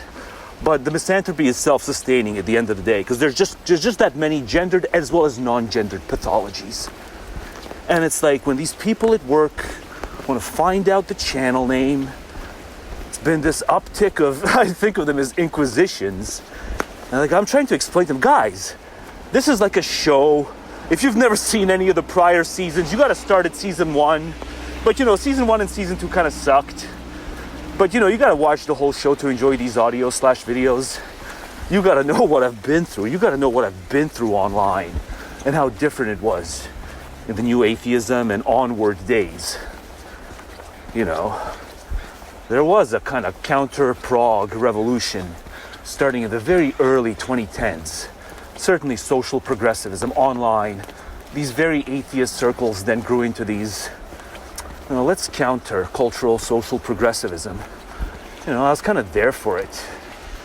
But it was likewise a more qualitative period than what has followed. People just behaved better. There's more epistemically minded people, less social pleasers. Whereas it was used to be more social displeasers online. I'm one of the remaining social displeasers. The rest of them are social pleasers, or this is some kind of a monetary craft. That's why but then they're selected and amplified. But this is a misanthropic space. It's been a misanthropic space, and I'm like, yeah, I'm encumbered. I will not share it with the co-workers because I don't want them to know, because they won't have the full they won't have the last fucking 15 and a half years almost of context. And this was a lighthearted space once upon a time. This was a space where, I kind of split hairs on which atheist I hated the most. Of all these, mega atheists, I kind of, okay, let's start splitting hairs, which atheists to hate the most. But we're all atheists. They're we're based because we're atheists. But nonetheless, there's these mega atheists. Oh, let's split hairs in my videos as to which one of these to hate the most. And I think I wound up on In Mendham of all people. I ended up hating In Mendham. My erstwhile guru, I ended up hating him the most, but not anymore. But for a while, it's In Mendham was mortal enemy numero one. But now I don't know who to hate the most among the atheists. I just know that I hate people. I hate people a lot more. They've shown their ass in every single ideological corner, has shown its ass and its myopia. And it's, competing victimism's myopia. I'm so damn tired. South of the border, it's not as big of a problem locally. South of the border, I'm so damn tired of the competing victimisms and accompanying myopia and all kinds of rationalizations for voting for felons. You guys gotta grow up. Till you do, this is gonna be an openly misanthropic space. Come one, come all. I have to be misanthropic. God's no other honest way to be. But I'm still encumbered. I don't want him to know. Because God, how would they take it? I might get fired. As it turns out, I boasted a lot last year, but as it turns out, I can't afford to get fired. But there's been more inquiry. Why? Why has the inquiry spiked? Lord knows I could use the views. But see, I'm I don't want to mix this kind of oil and this kind of water. Employment and the potential for sabotage. You never know what people think. If you're in my shoes, always err on not sharing. If you're one of these ranters, one of these open misanthropes, always err on the side of not sharing. I think even these confidants have at least one or two things that they haven't revealed to each other about themselves. But they call each other confidants. It's just another social canard, is the idea that you have a confidant and you let them know every last thing. No, you keep a few things even from your confidant, and they keep a few things from you. And the more unlucky you are, the more things they keep from you, your confidants. The more socially unlucky you are, here's kind of my social barometer for kind of social victimhood, is the person who has all these people they think are their confidants, and then it turns out the confidants kept so much more from them than the other way around. Those are the true social victims. If the word social is going to have even halfway literal meaning, is these people who are ousted by their confidants, who they thought were their confidants either way. Yeah, let's create a marginalized group for those. People who overestimated their confidants' moral character. No one can think that distinctly, apparently. But yeah, those are the social victims. They trust their confidants, the culture tricks them into thinking they need confidants, and then their confidants betray them. But all along the way, their confidants also just kept a lot more from them than they thought they did. And then later, time revealed everything. I'm sure if I could pay enough attention to the classics, then I could kind of recall by memory some kind of analogous classic tragedies that kind of capture this. You know, so I can get some kind of conjecture steam off my own back. There's probably some conjecture steam going on. Fuck y'all and your conjecture steam. I'm allowed to discuss this kind of shit without it being implied that, you know, oh, I was betrayed. But if I flat out say, oh, I wasn't betrayed, then, you know, thou protest too much. Thou protest too much. But I still said it. But yeah, fuck you. Thou don't protest too much. That's the story of my life. Actually, no. Thou don't protest too much. Y'all don't know how much thou ought to protest. We ought to protest far more. This is kind of ending up as a rebel audio. We ought to protest this world a lot more. We ought to get louder. You know, those of you who ostensibly agree, freaking had. I'm not gonna get into what kind of thumbs numbers I had and fave numbers I had and just general numbers I had when I was a freshman at doing this from like 2010 to 2012. Numbers I did made me think I had hundreds and hundreds of people who agreed with me. And where did all those people go? Once upon a time, I had either the star ratings or the thumbs up per video from those 2 years especially had me believing I had hundreds upon hundreds of people who just roundly agreed with me. Where'd all that go? Where'd all that go? Well, it's clearly the current thumbs don't reflect anything like that. But once upon a time, you can say this channel say it, I thought I had, because that's what the likes indicated, I thought I had these hundreds and hundreds of devoted listeners or viewers. You know, but then I stopped making videos brilliantly. I said, no, I must retire to the written word. So from June 2012 through December 2015, I just didn't upload anything to this channel. And I came back. Obviously, channel lost a ton of steam, and I've just not been able to regain that steam. I made the fatal error in 2012 in deciding to retire to the written word because I wanted to put things ever more crisply, where it's like, you retard, you rant better than you write. And then I just never regained the steam. But I can checkmate all these assholes. If I am elevated to the stage, I can checkmate all these assholes for you who agree with me, which once upon a time was hundreds upon hundreds of viewers. God. And I thought, oh, I need to do better viewers. Like, no. We're doing fine. I'm doing dismally now. The important foundational insight here is that Chris Hayes gets it. Attention is power. The way attention works as a necessary evolutionary inheritance is that our attention can be compelled without us willing it to be so. Like, if a siren is going off in an ambulance down the street. But, like even, brain power, if you want to just share your brain power, so you're seeking a kind of power, still, you got to do it attentionally. So nothing in you really wants to be successful attentionally, but it's like you got brain power. So you want to share your brain power. So all the progs are talking about, oh, power is all these other things. It's like, no, power is attention. If you're in a party and you can have the best intentions in the world. You can have the kind of intentions to share your brain power, and you can end up frustrated because you lose the attention war. Drops a glass. But hang on, but there's findings. Our attention can be compelled without us willing it to be so. Yeah. Like, if a siren is going off in an ambulance down the street, if you're in a party and someone drops a glass, if you're on a flight and a baby's crying, your attention goes to it before you get to weigh in consciously or not.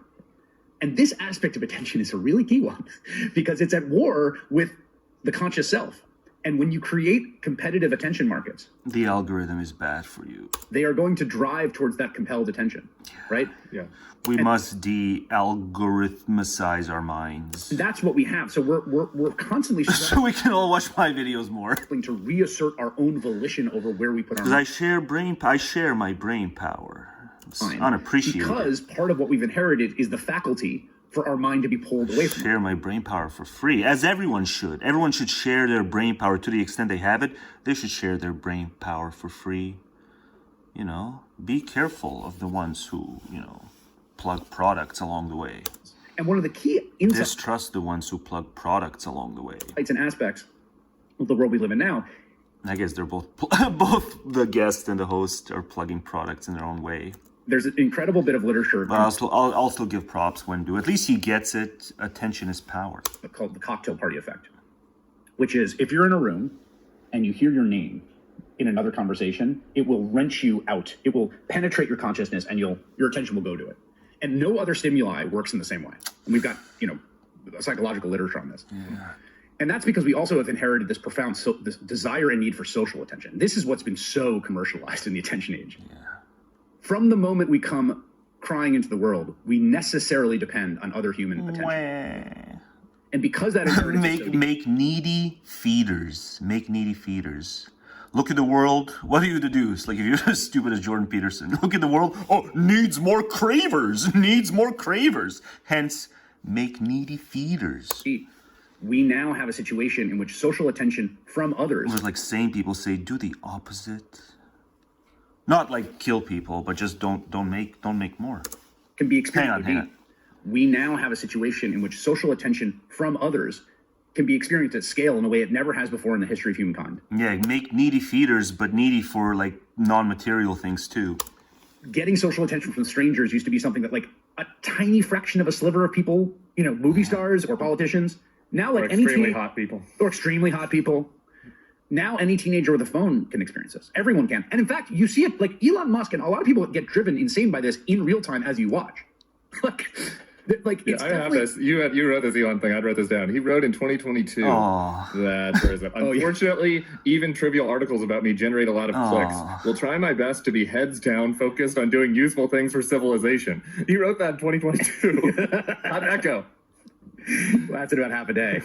So I think that has also you're mucking with the stuff in us that's pretty deep about who we are and how we view ourselves, and you're putting it in the hands of corporations that are engineered to try to do this at scale. And I think it's work. Why is it working? The school doesn't prepare you for it. That's why it's working. The closest analog we have is school prepares you for a gajillion and one other minutia type memory things, but it doesn't prepare you for the most important thing. Basically, and I read about this. To not be hacked by the stupid stuff, by the attentional game. Like the book, The Industrial Food System, right? Like we have biological inheritances where we like sweet things and we like fat and we like salt. And if you're on Twitter, you're like the stupid person who's eating cotton candy. If you're going to try to sell... Twitter is cotton candy, but that'll give you brain rot. A billion, food to a billion But people. yeah, I can't endorse the Democrats unless they just, as a party, just come to admit that attention is power. And so there's disparities. There's all kinds of disparities. And to this day, we're not encouraging that, people who go to post-secondary are taught shop. To this day, we're not demanding that. It's like if people were taught shop, they would pick this up immediately. The attention is power, and then we would resolve things by not copulating. Like everyone's remote, but young people need to go into the office to meet people. I mean, to be siloed, in a different state from everyone you work with your entire career. That's why we went to work and school and all that stuff. It's because if we hadn't, we wouldn't have been ready to mingle. We would have been single, but we wouldn't have been ready to mingle had we not been forced to go to school and then work. That's good. They go out to a bar and then they're on their phone in the bar. Right. Yeah. Virtualization of everything. Doesn't it testify to something, Bill? Can't you think out on their phone in the bar? Yeah. So what does that testify to? Our career. It's like that's good. They go out to a bar and then they're on their phone in. Yeah. Maybe it wasn't that great when they didn't have the phone to reach to. Maybe they just put up with it. A lot of people. Because the alternative is, I'm not at the bar and everyone else is at the bar. But then when they're actually at the bar, their fellows are insufferable or close to it. That's why the phone thing felt like something fresh and better. Right? But no, you can't let your mind veer into the possibility that for enough of the people, the phone was better. And not just because, cheap dopamine hits or anything like that. No, you just choose. You choose what you're interested to. So often, I think I am swaying people who are not interested in thing X, whatever, thing Y. And I'm doing a bang-up job. This is back in my youth. And I'm doing a bang-up job, being persuasive. It's like, you guys need to change your interests and be more into this thing that I'm into. And, I think I'm getting somewhere. And then the next day, I asked them about the thing. Because whatever, the episode would have aired that evening after we all went home. It's like, so what did you guys think of it? It's like, no one did what I told them to do. No one watched the thing or listened to the tunes I told them to listen to. Or all these things. So especially for those of us who are actually confident that we have the taste. if people just pretend to listen to us, or even worse, just cut us off mid-sentence and talk to each other, well, of course we're going to welcome the phones, yeah. Especially in these groupie settings where you never know whether people are listening to you or not. You think they are, and then they, like, mid your sentence, they start talking to each other. It's unbearable, yeah. It's unbearable to be around people. In the bar, right. But then even when they do listen to you, they don't do what you told them to do when they get back home. They don't watch the thing you told them to watch. So, like, what the fuck's the point? I have things that I'm passionate about, things that I want to, things that bring me joy. I want to spread them to my friends. Half of them don't listen. The ones who do listen, they don't do what I tell them to do. They don't know the episode. When I talk to them the next time, I plug the episode and they don't go home and watch it. Yeah, of course I'm going to welcome the phone. And so there's probably more people like that. Yeah, the virtualization of everything. Again, it's like if you're at the right point on the wave and you've got your friends, you've got all your friends from high school, and in my case, if you're happily married and you've got a great life, well, then the virtualization of everything is just perfect. But if you're trying to start your life and you're isolated and you don't know how to meet people and everything is a fucking video on your phone, yeah, but Sam, to start your life, you really need to read all the pro-solitude figures throughout history. But shop at the top of that list. It's not the love of others' company. It's this comparative thing, because it seems like the whole world's socializing, and then, the whole birthday thing, the petrified, people are petrified. Yes, even when I was a kid, I was petrified. What if no one shows up to the birthday? So that's kind of an incentive to have people in your life. But then for a lot of other people, I would imagine it's just the stagnancy of their own mind. They have to flee from their own mind because there's not much there that's captivating. There's no inner life. That's why they need it. So why don't you guys just tell people to cultivate a good inner life? But no, you won't do that. Maybe you will, but I don't know. Man, especially like this guy, it was all about, the people who went on retreats. So he encourages people to go on retreats, but if they don't go on retreats, then the idea that they're not socializing is a problem. But it's okay if you're not socializing when you're on a retreat. Come on, Sam, connect some of these dots. I shouldn't have to connect these dots for you. Jesus fucking Christ. And you don't know how to meet people, and everything is a fucking video on your phone. I feel like the singularity that Ray Kurzweil talks about when we meld with the computer, I feel like it's already here. Did you watch the Taylor Swift? No, Bill, movie? You didn't read the book. I know. So, I went to the concert with my daughter. You it did? was fucking awesome. Yeah, I didn't read the book. That was really, it was fucking awesome. Well, I mean, just so many AI books I started, like even before chapter 1 ends, I bail. You got to put on some parent goggles here. Did Sam? Taylor Swift Eras movie. Sam went to see Taylor. You did? Sam went to see Taylor. Well, I mean, just reason number. I went to the concert with my daughter. You it did? was fucking awesome. Yeah, that was reason number. Well, I mean, just to take your. 8,952 to not have children, so you end up being dragged to Taylor concerts. It's Taylor. It's Taylor. Right? That's what they do all the time when like Taylor finally shows up. It's like it's Taylor. It's Taylor. That's all they do. When Taylor's on stage, like the fans are, it's Taylor, it's Taylor, it's Taylor, it's Taylor, it's Taylor. I'm done. First of all, we have to remark here that by nature, man is inclined to inconstancy in love, woman to constancy. The love of the man sinks perceptibly from the moment it has obtained satisfaction. Almost every other woman charms him more than the one he already possesses. He longs for variety. The love of the woman, on the other hand, increases just from that moment. This is a consequence of the aim of nature, which is directed to the maintenance, and therefore to the greatest possible increase of the species. The man can easily beget over 100 children a year. The woman, on the contrary, with however many men, can yet only bring one child a year. Or zero, or with 0 men. Or therefore, 0 men. Always looks about but Shop is the woman awful. Again sticks firmly to the one man. I mean, for nature moves her instinctively and without reflection to retain the Shop. nourisher and protector of the future offspring. Therefore, the man can easily beget over 100 children a year. That part is just factually true. The woman, on the contrary, with however many men, can yet only bring one child a year into the world, leaving twin births out of account. And therefore, the man and triplets and quadruple and all that octuplets crazy shit. Always looks about after other women. The woman again sticks firmly to the one man, for nature moves or 0 her instinctively and without reflection. See, now I'm getting conceptual with Bloody Mary to retain the nourisher and protector of the future offspring. Accordingly, faithfulness in marriage is with the man artificial. It's why I was like, no, I'm not going to read out this one. It's got a lot of truth bombs here, but I'm not going to read out this one. Schaap had bad prescriptive views, generally speaking. He had, accurate enough descriptive views on the Danes, but no, this was his worst prescriptive. For the woman, it is natural, and thus adultery on the part of the woman is much less pardonable. I guess the prescriptive was a consequent of the descriptive. But yeah, on this one, the descriptive one is also false. Than on the part of the man, both objectively on account of the consequences, we've and also seen there's an equal opportunity Filander effect. Subjectively on account of its unnatural. But yeah, how's that for actual do I know that? I'm not sure about that. It just seems that way. What are the Filander stats? Do the stats bear out what Schaap said? The descriptive part? But who cheats and without more? Reflection to retain the nourisher and protect. Only pop into the manosphere every now and then, but often the theme is here's some stats that show women cheat more. Of the future offspring. Accordingly, faithfulness in marriage is with the man artificial. With the woman, it is natural. No, Schaap, you ain't seen nothing yet. And thus adultery on the part of the woman is much less pardonable than on the part of the man.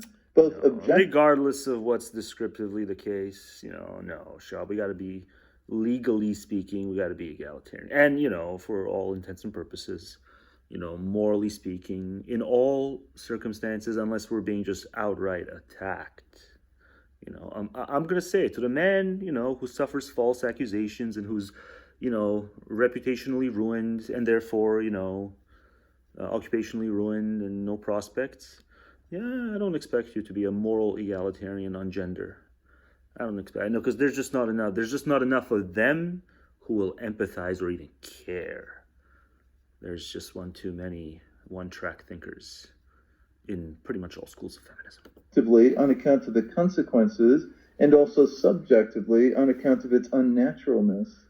But yeah, the men who haven't been targeted, we can be more or less speaking. We don't have to start fires, but we will enjoy putting them out if we see them. But in order to be thorough and gain full...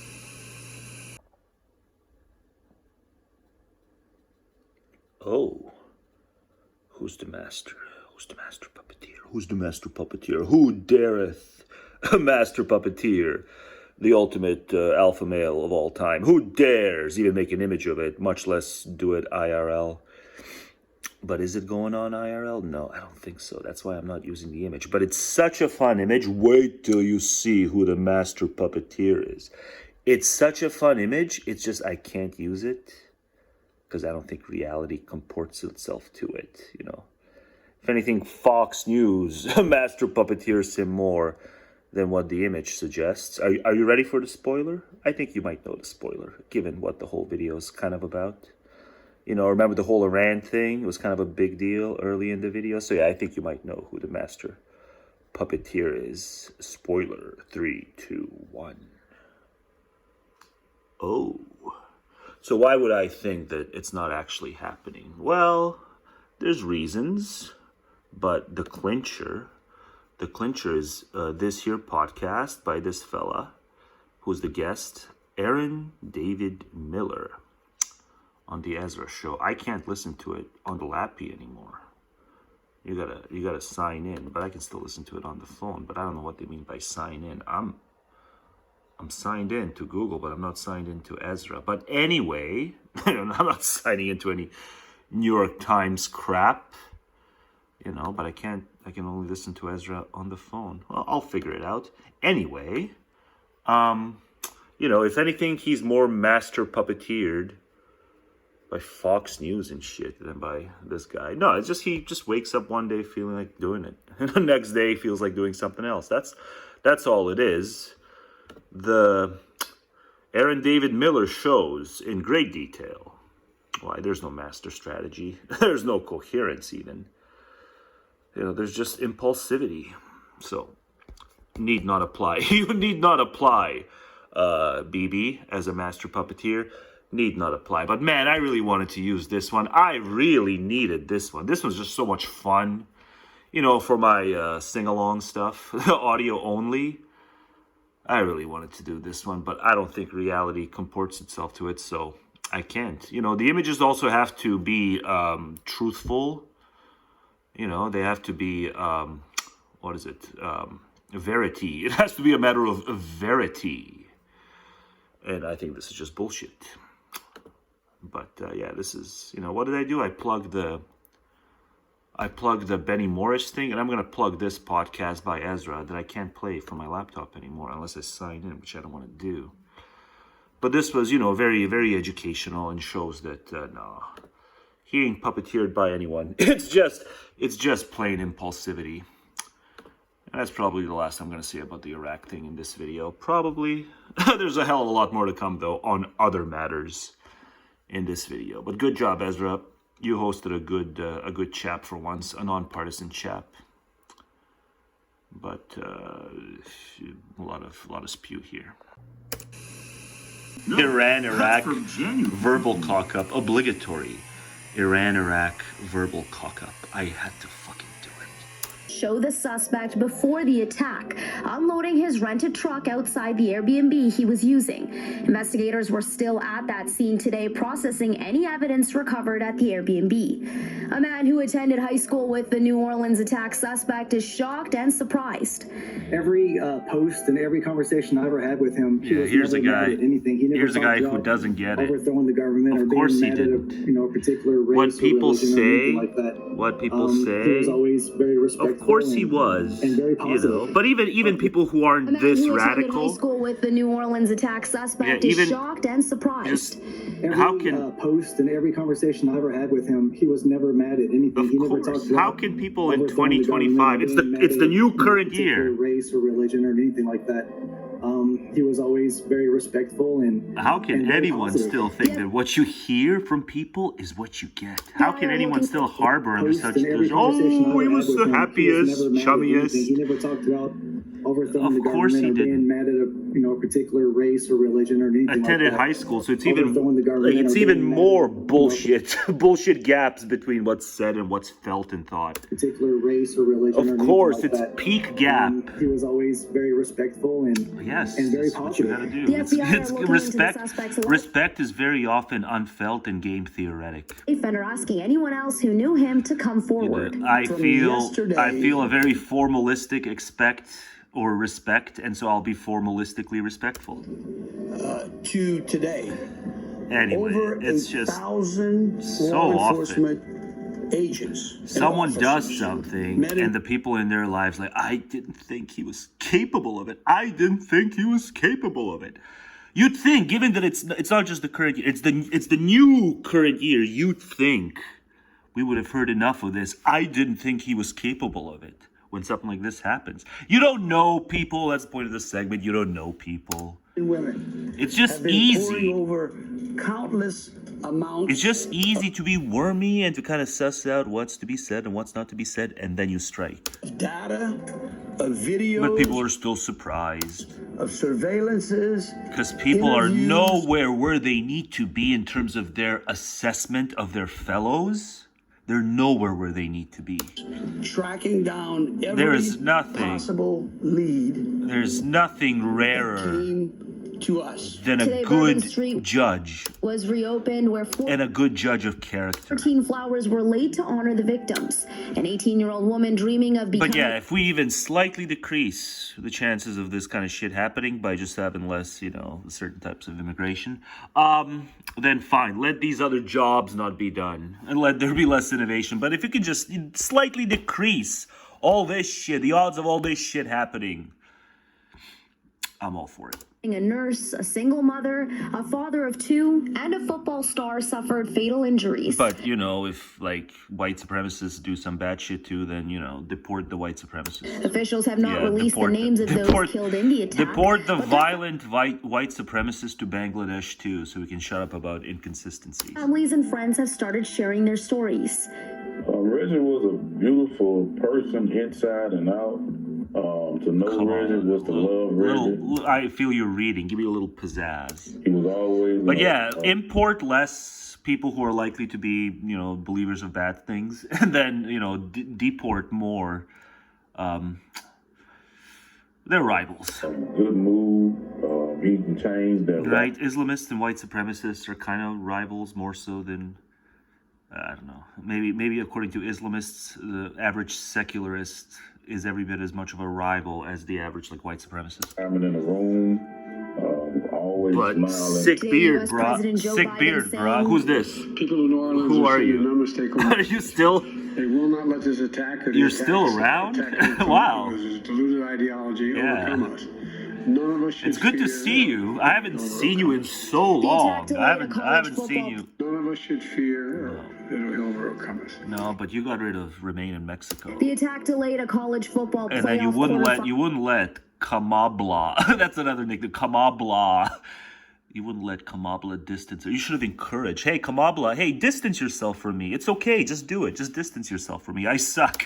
But no, you couldn't think far enough ahead to realize you suck. They will not let this attack or the attackers' deluded ideology overcome us. Nimrod. This is what happens 100 years post-birth. Yeah, baldness, probably for the vast majority, even like 20 years before the first 100 years post-birth. But then 20 more years of baldness at least. Imagine being 100. You would have had at least, even in the best case, probably 20 years of baldness. You reached 100. I don't know, are there some men who just, they're super old and they haven't lost it? I haven't seen any men who are super old. This is the 100 years post-birth segment. Because I snapped the headline. This is a very much an impromptu, believe it or not, 100 years post-birth segment. But, while I'm doing it, it just occurred to me. Are there any men who live super long and keep the hair? I'm gonna look it up. But what happens is they're more motivated than me 100 years post-birth. They're more motivated than me. But were they prudent? Were they prudent all along? I don't think so. And now they're in trouble. And if they're in the U.S., even if they're terminally ill, you watch what's going to happen in the U.S. Even if they're terminally ill, there's going to be no way out. You're just going to have to keep on lifting, or you're going to stay alive and deteriorate 100 years post-birth and keep the baldness thing. But do some, get super old and keep the hair? Maybe some elderly dames do. There's so many surgeries they've had. They've had the skull surgeries to preserve their hair even at 100. That's how deep the vanity runs. Yeah, it's all about that ageism danger. Ageism is a danger for elderly dames especially. Ageism is a danger. Life lessons from 100-year-old Americans who didn't expect to live so long. Y'alls were imprudent, but I'm not saying, have death panels or anything, but y'alls were imprudent. Your pensions are just going to keep getting stiffer. They're going to keep stiffing you on the pensions through their budget cuts as the wealthy get wealthier. Because, I'm back to doing that now because the wealthy just keep getting wealthier, so you got to say it. But, life lessons from 100 years. You weren't prudent all along. And they're not going to let you off the hook. They're not going to give you a say. They're not going to give you a say. Not this regime, boy howdy. Not this regime. They're not going to give you a say in how it all ends. It doesn't even matter if you get terminally ill. You watch. Because they fear the culture of death. For the same reason they fear, mortality. Mere mortality and no things happening ever after. It's the same reason they fear the culture of death. And promote the culture of life. So they fear immortality is why they need God. God had to be. Can I enhance the size while recording? Can I spread these cheeks? No, I can't. It's Tim. But we're going to hear more from Tim. But yeah, whenever Tim unloads, you got to do it. Whenever Tim unloads, you got to do it. But why can't I increase this? Oh, I ruined it all. I went ahead. Trying to increase the size, I went ahead. I spoiled some things, but whatever. It's Tim who unloads. What is this one? Yeah, it's Orwell exactly because it's bad faith. So it's Orwell exactly because they did the thing. Yeah, you didn't know what you did, but yeah, you did the thing. No, you haven't. What, do they solve the, scarcity issue, because they go after poor Ezra? All these just can't let it go. Class solidarity materialists that just can't accept that people just act irrationally. It's not neoliberalism. It's just, some people en masse act irrationally as voters, as civic agents. It's not a systemic thing, much less a neoliberal thing. You all just can't accept that, your precious class solidarity materialism thing. No election has bore it out. No election has shown even a smidgen of evidence that that's what's at the bottom of this anxiety crap. No, sometimes people who are most troubled, they can act in mass irrationally, just like they can act out individually, personally, irrationally. MAGA is the coalition that just will en masse collectively act out irrationally in the electoral domain. It's your Marxian crap ain't going to help it, but they still think their Marxian crap's going to help it, so they have to go after poor Ezra, who's just trying to figure out certain, resource, budgetary, how do we turn scarcity into gold and honey issues with his book Abundance, which I don't intend to read. God, the coverage of it is enough. Just the coverage of it is enough, okay? It's time for wonkery. I don't think it's time for wonkery, Ezra. Just like I don't think it's time for, whatever, formalistic, how did Nietzschean put it? The brooding over the for and against by the rabid dialecticians. Yeah, it's not the time for that now. We're living in history.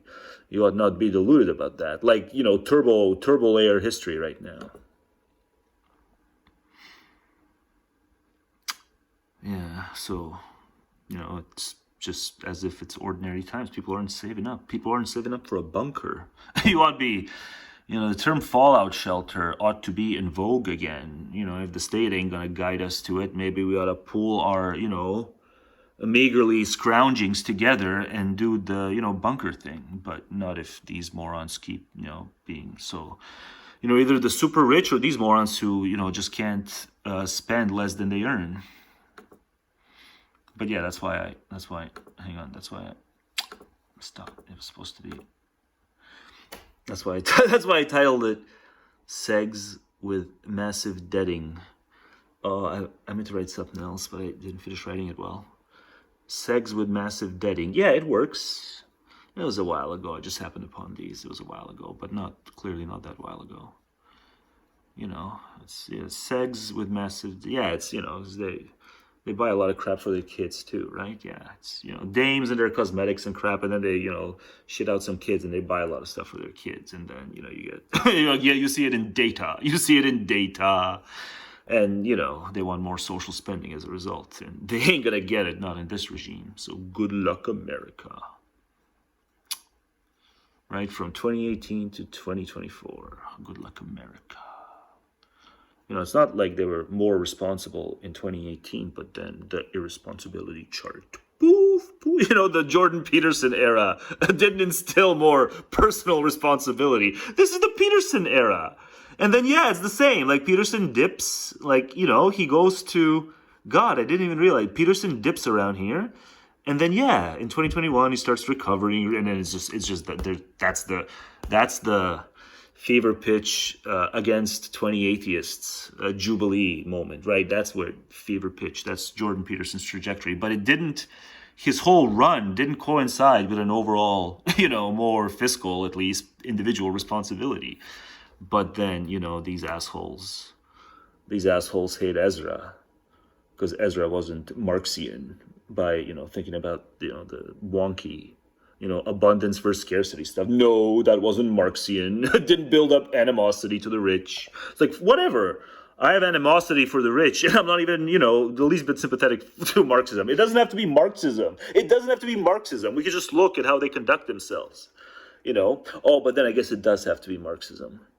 Because Marxism would say they're only conducting themselves that way because they exist in a social environment of sorts. And if we change it to a different social environment of sorts, where we have things like solidarity then those borderline psychopathic persons won't act that way. And everything will be harmonious and egalitarian and voluntary. It'll be stateless. Yeah, these are the people who want things to be stateless and voluntary, and they're probably, like, some of them are probably anarchists, and, you know, they just think that man ought to be new man.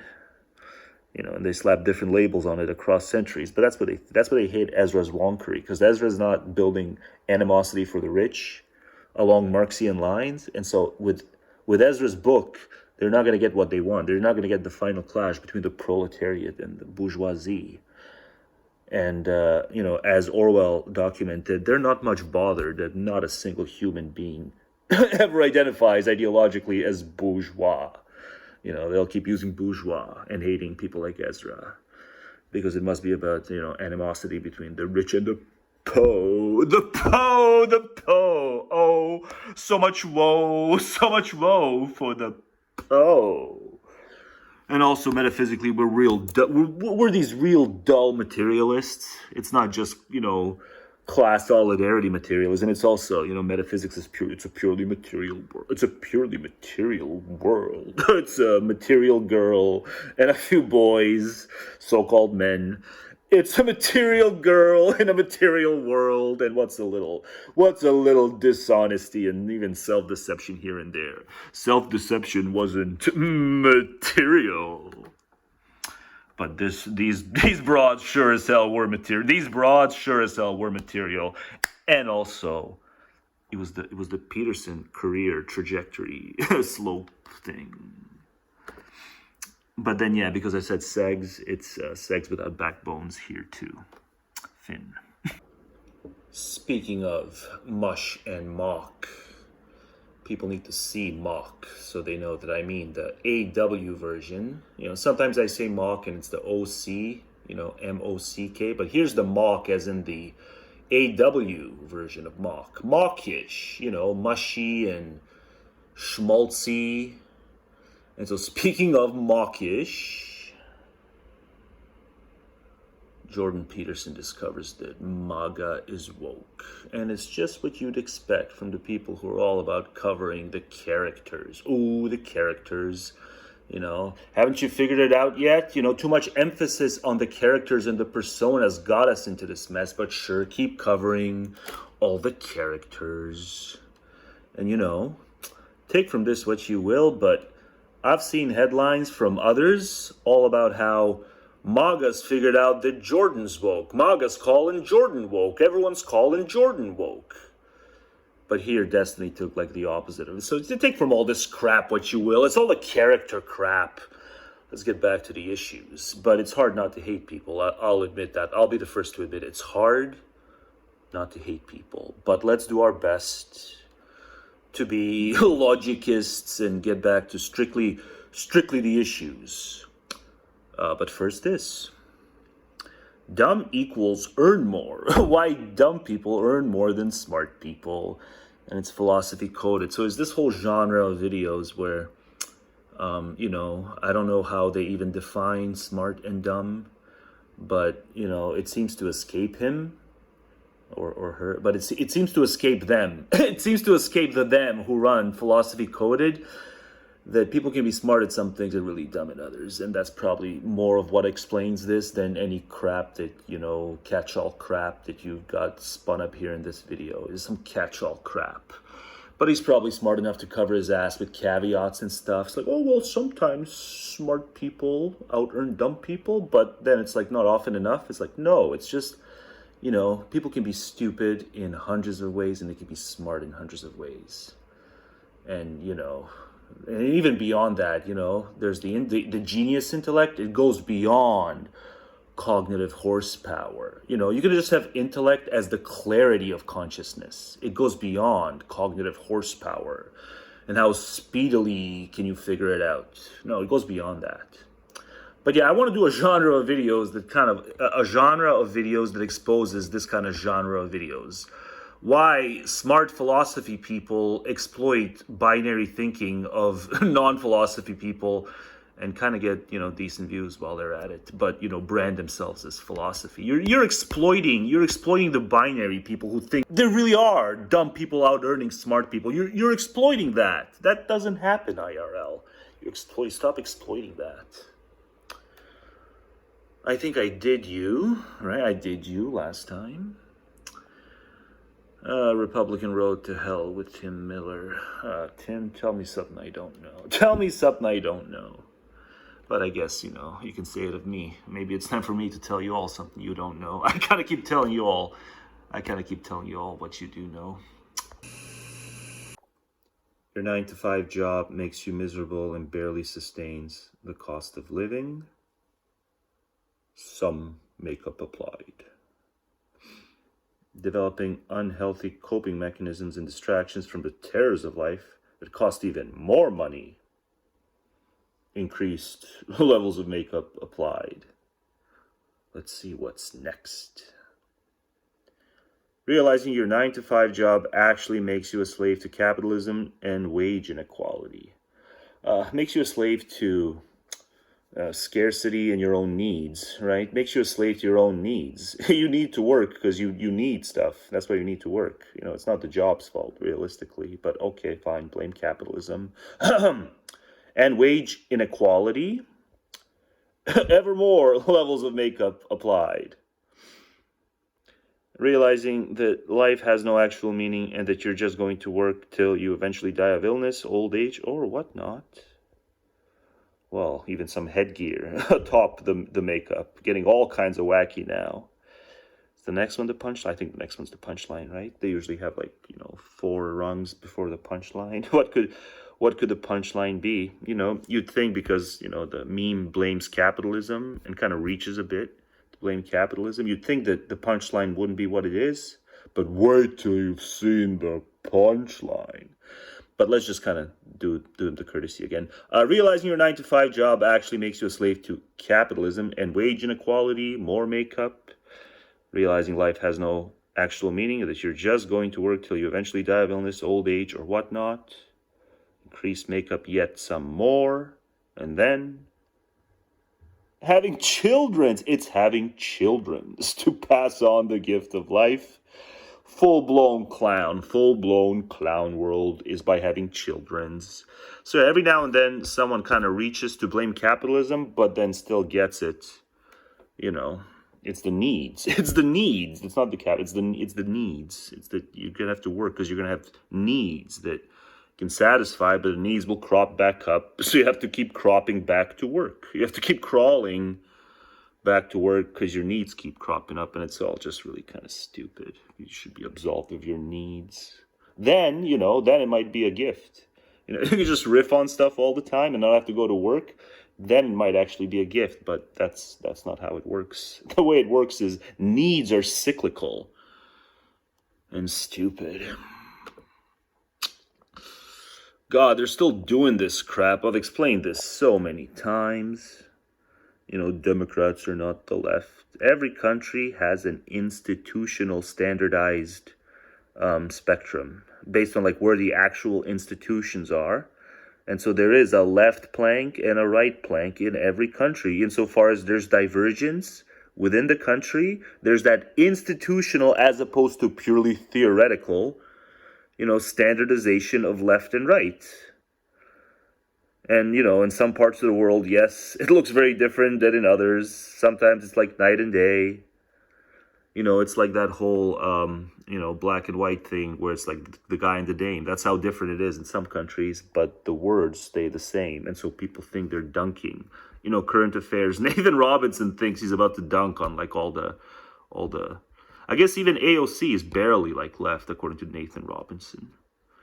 Because he understands it's about material conditions. I'm David Robinson, or Nathan Robinson, it's about material conditions. But Pete Buttigieg is not Pete Buttigieg is freaking center right, according to this guy who runs current affairs. It doesn't pay his staff. He doesn't pay his staff. Doesn't let his staff unionize. But he runs the ultra pro union, whatever. But yeah, it's just the words are the same, but it doesn't mean the schemata is the same just because the words are the same. It's not grounds to dunk on anyone. Nathan Robinson, you freaking dumbass. Okay, so we did that. I don't need to say anything here. This is just, it would be prohibited if it were up to, if it were up to the Nathan Robinsons of the world. This would be strictly, you could not buy an action figure like this, because he's for freedom, but people don't understand freedom. Freedom is believing that, accessories like this should be prohibited because they're racist, and they are, but you still got to allow it if you believe in freedom. It can be even more racist than this. You still got to allow it if you believe in freedom.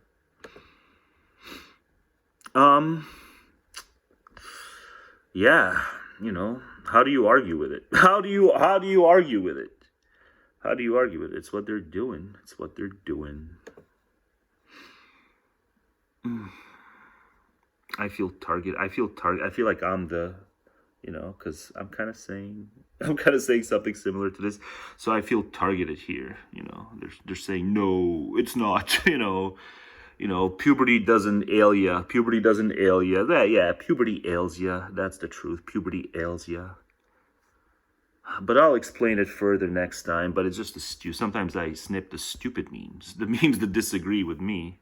But technically, yeah, it's not the women or the men. It's puberty. It fucks us up, Puberty makes us realize that it's time to forget that we are continuous with our child's version of ourselves. That's what puberty does, and it's stupid. So I don't have the whole conversation, but it picks up from somewhere. And the stuff above isn't really that relevant, I don't think. But I snipped it because he says, Fresh and Fit does the same thing. I'm yet to really familiarize myself with Fresh and Fit, see like a clip or two. But Zach says, Fresh and Fit does the same thing, some kind of same thing. The entire red pill is designed to make white men and women hate each other so they don't start families and reproduce, and degeneracy can be pushed further. But that's funny.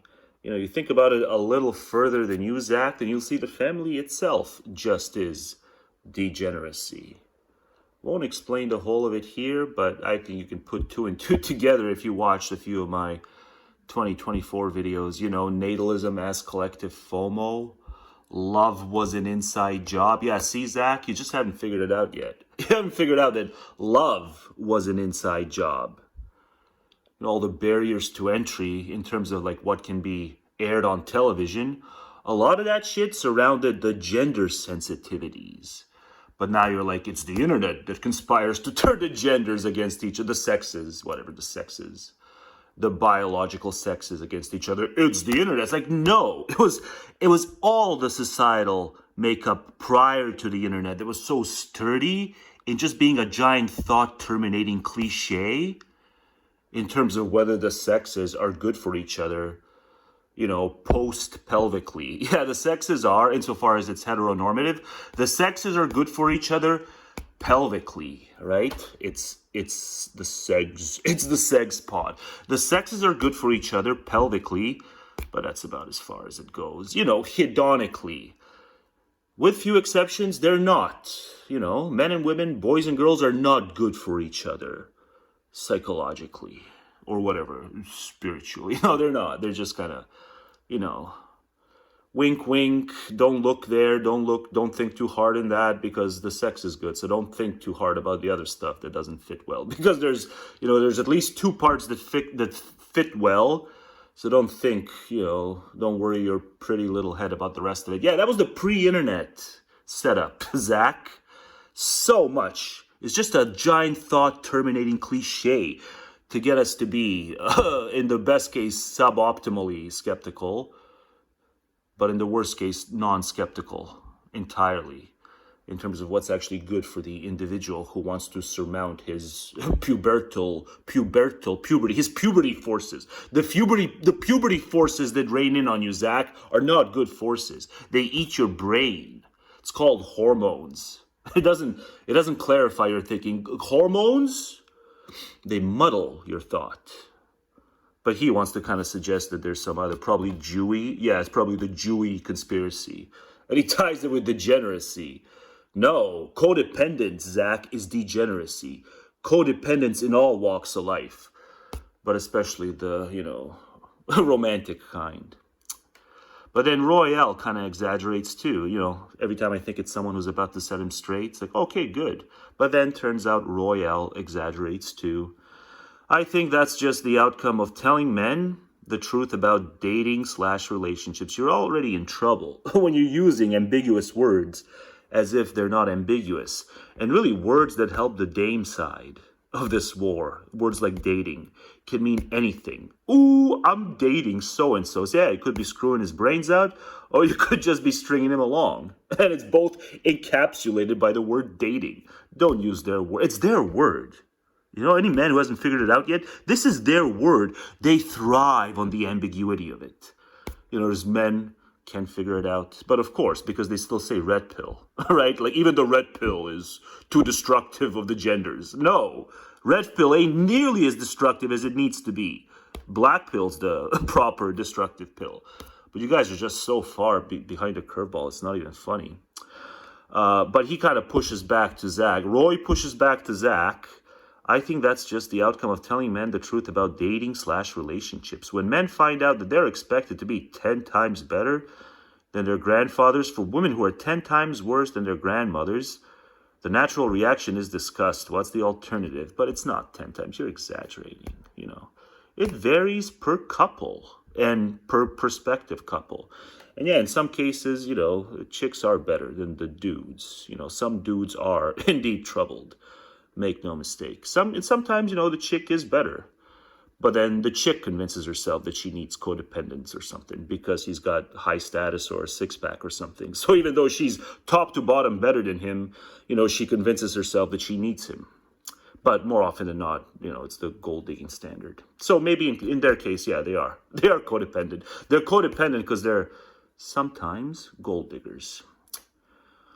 And, you know, marriage is just a polite form of prostitution anyway, all that stuff. Men can't catch on to it. Yeah, marriage, you know, especially if she was advised. She was advised by her parents. He can provide for you. Yeah, it's just roundabout prostitution. But it's not the case that men are 10 times better as a group and women are 10 times worse than they used to be. That's an exaggeration. There's some very impressive women out there. It's just you gotta search wide before you find them. So there's no point in searching. Oh, yeah, there was another one before this, I'm pretty sure. No? We know about Rousseau, but there was another one before this. Yeah, this too. You know, it's mostly their fault. It's mostly their fault, right? Who's gonna deny that they're the ones who do the thrifting? They're the ones who do the spendthrifting. Man is the miserly one. Because, you know, man is less codependent on society as well. Because man does a lot of this bullshit. Borrowing from the future. Yeah, because man is also less codependent in reference to society as such. There we go. That's the one I'm looking for. I don't know the all-in pod, but I'm sure this is absolutely bang on. Sex lives of animals without backbones. It's the way to divide men. The wheat from the chaff is men who will versus men who will not change for pussy. Men who will versus will not change for pussy. There's your real man, fake man dividing line, you know. Doesn't matter what else you got going for you or not. Like, if you're one of the men who will versus will not change even one iota of himself for pussy, if you will, you are one of the, you know, sex lives without backbones animals. That's all you are. You know, but whatever, it's different when she's worth it, when there's an actual relationship and there's mutual respect and admiration and all that stuff. But if it's just for pussy and you're changing even one iota of you, you're like the snail of whom the book was written. But yeah, coming up next, speaking of the miser versus the spendthrift, check out this dame and her customers.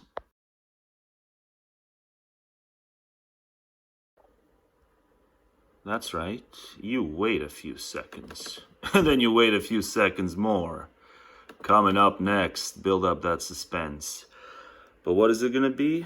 Something extremely trashy or something extremely absurd? It's either A or B. You got a few more seconds to guess accurately. Is it going to be something extremely trashy or something extremely absurd? You never know with dames these days, but yeah, a few more seconds keep you in suspense. Suspense. You know, Netflix ruined the art of suspense, but you still get it with me, at least for a few seconds. But yeah, fuck Netflix, you know, fuck streaming. I love old school shows where you gotta wait a week to find out what happened. Or, you know, as in the case of Who Shot JR, like a whole summer and part of the fall. For his website, immediately people responded. They started registering, they started asking questions about it, and at this point of time, the online courses are the main part of the business. It's a course on how to dance with dogs. Japan and Canada and the US and Europe and like all over the world. The fact that in such a short time I was able to build my own business, reach so many people around the world. It's the most brutal of the dog pills. That's something that makes me super proud. It's the most brutal of the dog pills. Is it over? How is it not over? Oh, there we go. Oh, it's another ad. Sometimes the ads are worth recording, actually, because they're so absurd. Yeah, she has a business teaching people to dance with their dogs. I guess I'm too distracted to know whether this is over or not to actually get into a rant on it, but it doesn't need a rant. It's self-explanatory. Right? Yeah, it's more Kimmel. Anyway, yeah, so it's... Oh, it's Kimmel with normal speed. Oh, God, it's Kimmel with normal speed. No. But anyway, yeah, so it was going to be some kind of a rant, but I got confused by the post-ad ads. But anyway, it was going to be a rant. It's like, I can't even, you know... I can't get people to watch my shit for free. And like Dame gets people to pay her to teach them how to dance with dogs. And then some joke about dog pill, but I got discombobulated. But I'll still keep this in because I don't give a shit. But yeah, it's like Dame can earn money doing the most stupid thing plus dog pill.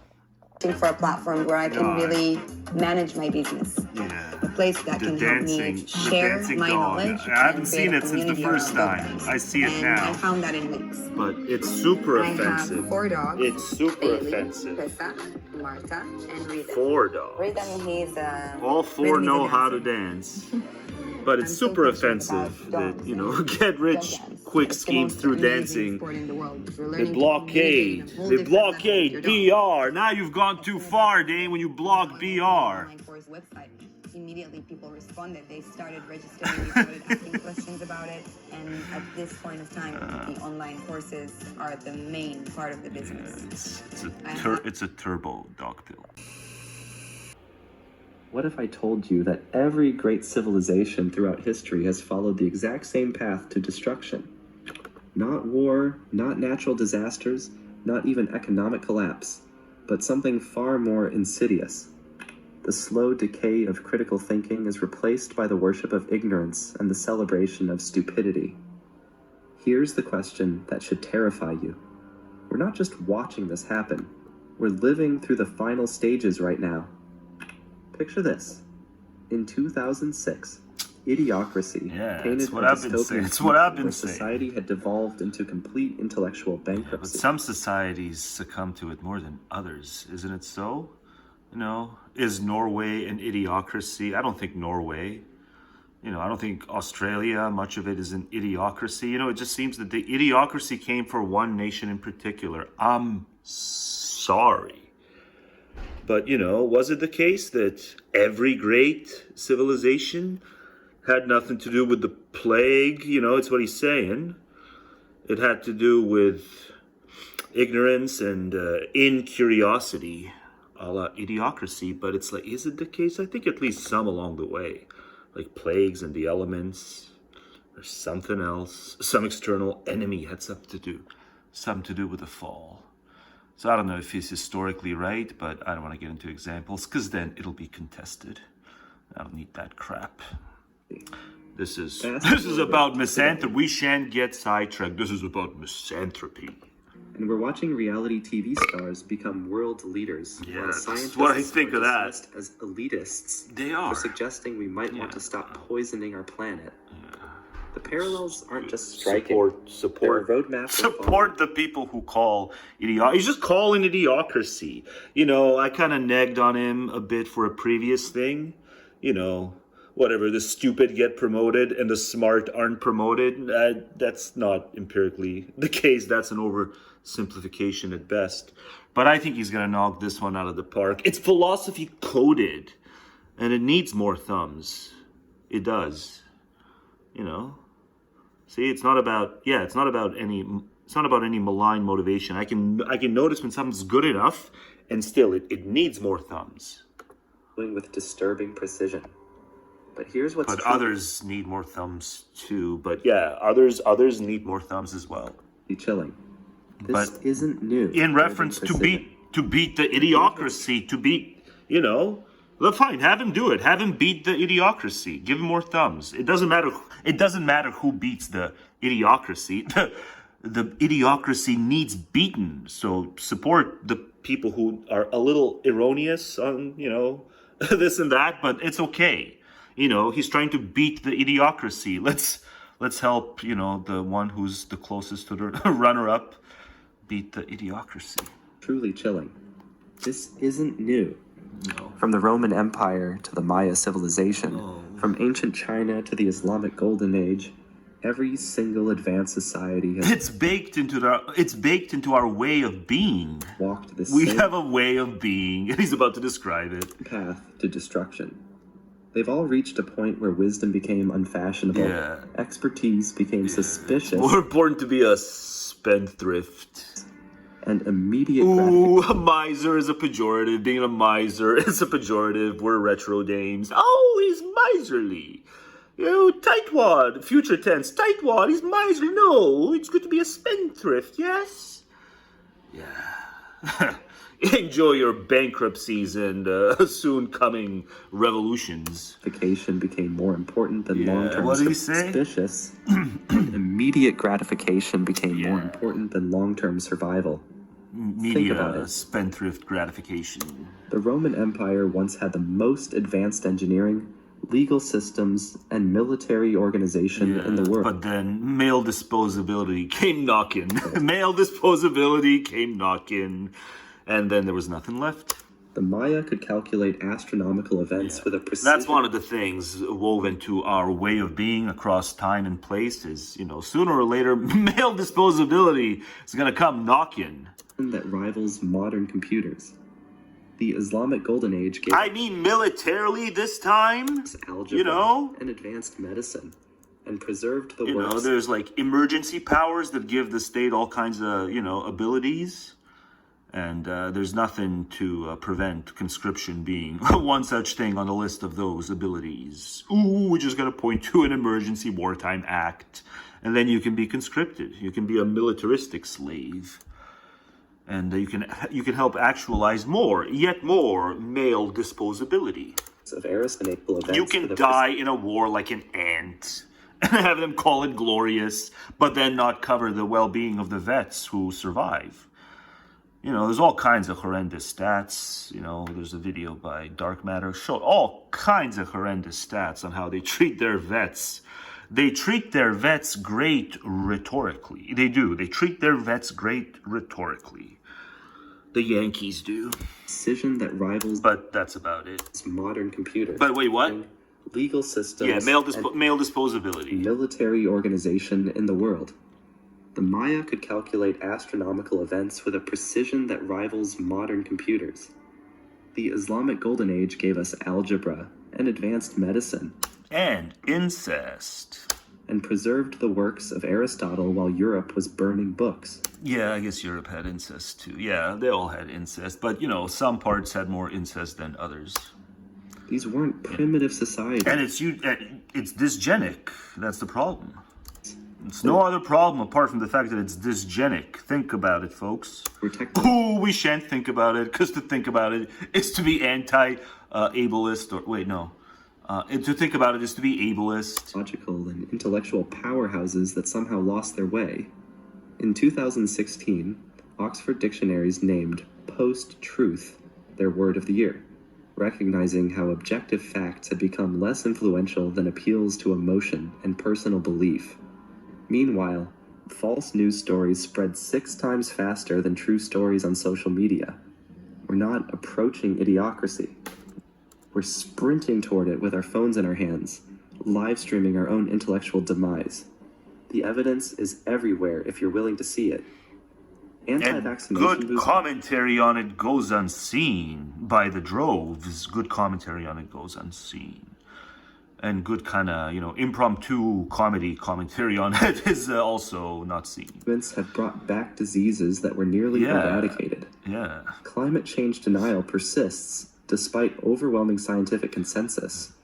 97% of climate scientists agree on human-caused warming. Just as Dark Matter said, to Peterson in what was the video? It was the beginning of a recent video. Something about psychopaths or something like that. But just as he said, the people who don't know how to drive and who attempt to do so are impairing the other drivers who do know how to drive. That's the problem. That's why you ought to be vested, even though, it's political and whatever, inescapably factional. But you've got a pattern you want to maintain. And politics blows up, there goes that pattern. Just as a thinker, you want to keep up a pattern. You can't flee politics forever. Public opinion remains split. Conspiracy theories spread faster than actual information because they're more emotionally satisfying than complex truths. We've reached a point where expertise itself is seen as elitism, where doing your own research means watching TikTok reels instead of reading peer-reviewed studies. So let me ask you directly, when was the last time you changed your mind about something important? When did you last seek out information that challenged your deepest beliefs? If you're struggling to answer, you might already be further down this path than you think. Yeah, this is not as daunting when one understands human psychology at the depths I do. So I see what the opposition is. I don't need to refamiliarize myself with the opposition ever more to, feel like I'm nourishing something in myself. There ain't much self-doubt here. There ain't any, truth be told. There ain't any on the important things. There ain't any self-doubt. So I just leave the opposition be, and leave them subject to my derision, but from a distance. The first stage of civilizational decay always begins the same way. The systematic erosion of critical thinking. It starts subtly, like a crack in a dam that eventually brings down the entire structure. The school can make it better, but no one thinks to design school to make it better. Socrates understood this danger. The schooling, public education or whatever, it's frightened of, independent thought and any kind of education that makes one a solitary. It's frightened from, that's disbarred from the start. Go. He declared that will the make you nice is not worth and living. pliable. But Athens responded by forcing him to drink poison. Crafty. Because he had the audacity to ask uncomfortable questions. It's nice and scheduled. Time-bound and scheduled. For this crime against the final stage is the most dangerous. The systematic rejection of expertise. This is when civilizations don't just ignore wisdom, they actively attack it. Carl Sagan saw this pattern emerging in modern America. Carl Sagan. We've arranged a global civilization in which most crucial elements profoundly depend... There's just disparate interest groups. Carl Sagan, it wasn't cohesively arranged. Just different interest groups fought, and some of them got more than others. So much for arrangement. On science, but let's saw this pattern emerging in modern... They actively attack it. How does he... Carl Sagan saw this pattern emerging in modern America, as he wrote... Carl Sullen. We've arranged a global civilization in which most crucial... Quasi-arranged at most. The rest is chaos. Elements... Chaos did the disarrangement. Only depend on science and technology. Of otherwise shoddy arrangement anyways. And then chaos just came in and untied some loose ends fully. We have also arranged things so that almost no one understands science and technology. Well, that's also kind of, there's also a IQ issue with some of this stuff, This is a prescription for disaster. You know, Sagan was writing teach algebra to a chipmunk. 1995. Before social media, That's just true. You cannot teach algebra to any subhuman species. Internet echo chambers. It's not their fault, right? So it's not the fault of some who can't do the science and technology thing. The whole stupid STEM thing, it's not their fault. You know, and especially not their fault if now they're unemployable, and so, you know, give them a little. Give them a little. So rejection. You know, give the STEM inept a little if STEM overhauls ever more industries and such, and is where the marketable skills are at, is STEM. It's all STEM. Civ is entirely STEM, and futuristic AI STEM, computerization crap. Yeah, and then there'll be those who are inept at STEM. So I'm just saying, give them a little. Give them their crumbs. God, these freaking wretched elites don't even want to give out the crumbs. Scientific expertise. You know, the big, beautiful bill stifles even the crumbs from flowing downward. See today. He understood. Big, beautiful. There's my big, beautiful bill reportage. I just did big, beautiful bill reportage. Civilization becomes depressing. But hang on. Sagan was writing in 1990. This is a prescription for disaster. He mispronounced it again. Sagan was writing in 1995. It's Sagan. You mispronounced it 2 times. Is a prescription for disaster. Oh. Sagan was writing in 1995. Before social media. It's an AI. It's philosophy coded, but he gets an AI voice. How do you pronounce Sagan? How do you mispronounce Sagan twice? Sagan was writing in 1995. It's an AI that's not trained to say Carl Sagan's last name. Ever more disappointment, but, you know, fair enough. I shan't have regrets. You know, help out the mediocre natures if they're onto something. Serbian Yugoslav government, and smoking amongst teenagers, and cure childhood death in India, all by and build religious local communities, all by peer pressure. Yeah. And that the sort of other disciplines, and sometimes I don't even know if I can use. He's about to say a thing here. I don't even know if I can use this to insult the Volk. That the sort of other disciplines, and I joke in 2016 that Hillary Clinton had the best political team in the world, and Donald Trump had a bunch of C-level marketing people. But C-level marketing is actually better than A-plus political organizing. I think we've gotten a little better since then. Does that reflect even worse on the Volk? That, you know, top-tier political advertising doesn't work on them as basic bitch marketing? You know, in terms of the messaging landing? Can I insult the Volk? Either way, you're going to hear about it. Not. Other disciplines know lots of things, you know. If you want to get someone to, so if you want to get someone to do something small, like which soda they're going to drink, buy a TV ad. Sure. Just a tack on a few seconds, but I won't prolong Monster Embraces Life, even though this is just a few seconds. I shan't prolong the crazy video, because that's what happens. I keep thinking, do another one, it's just a few seconds. And they all turn into minutes. So that's why the video is 2 hours, 48 minutes, folks.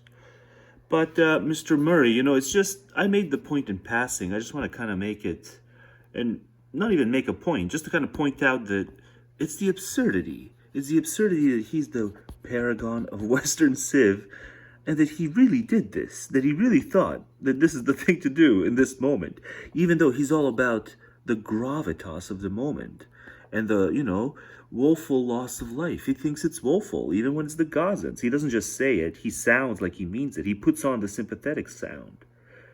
You know, he really does. And he makes you think, well, you know, I don't agree with just the exact extent and the enthusiasm of the warmongering, but, you know, he really feels for those Gazans.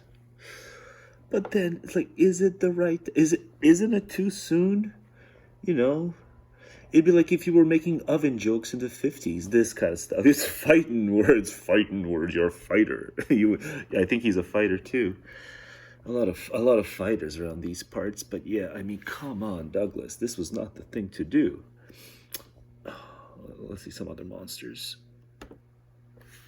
Oh, right, those were the monsters. God, there was so much I should have done. Oh, I'm listening to this with these guys, because it's quite late, folks.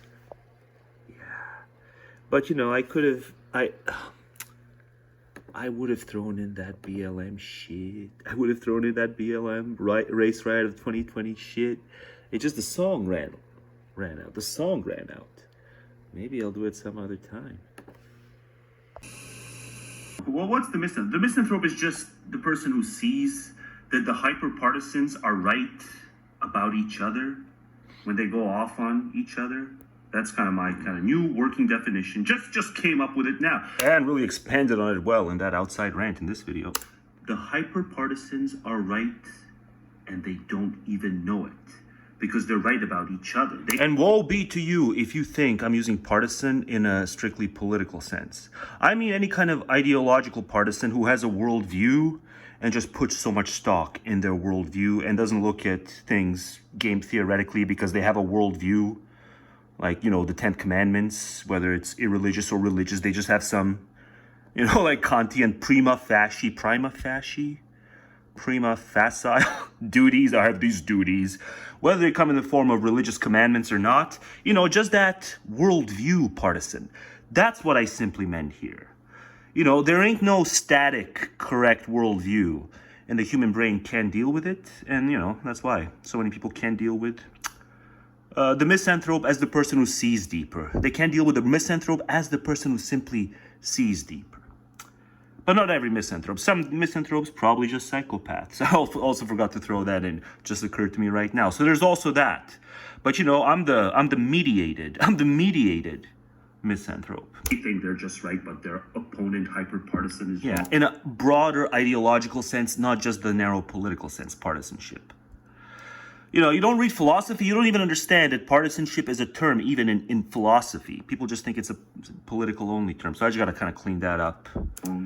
Woe be to you if you don't understand that. Well, they're not going to be misanthropes. Yeah. Whereas the misanthrope comes along and says, oh no, you're all right. Just you fail to see it. Or, you know, it could be the case that maybe one worldview is objectively correct, all the other ones are wrong, and even I can't see it. That could also be a possibility. You know.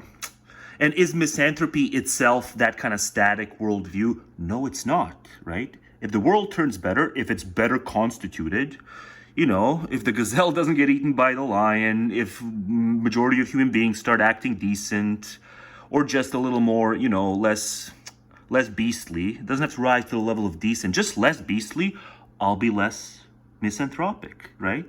It's like Keynes said, you know, when the facts change, I change my views. Yeah, so that goes for the misanthrope too.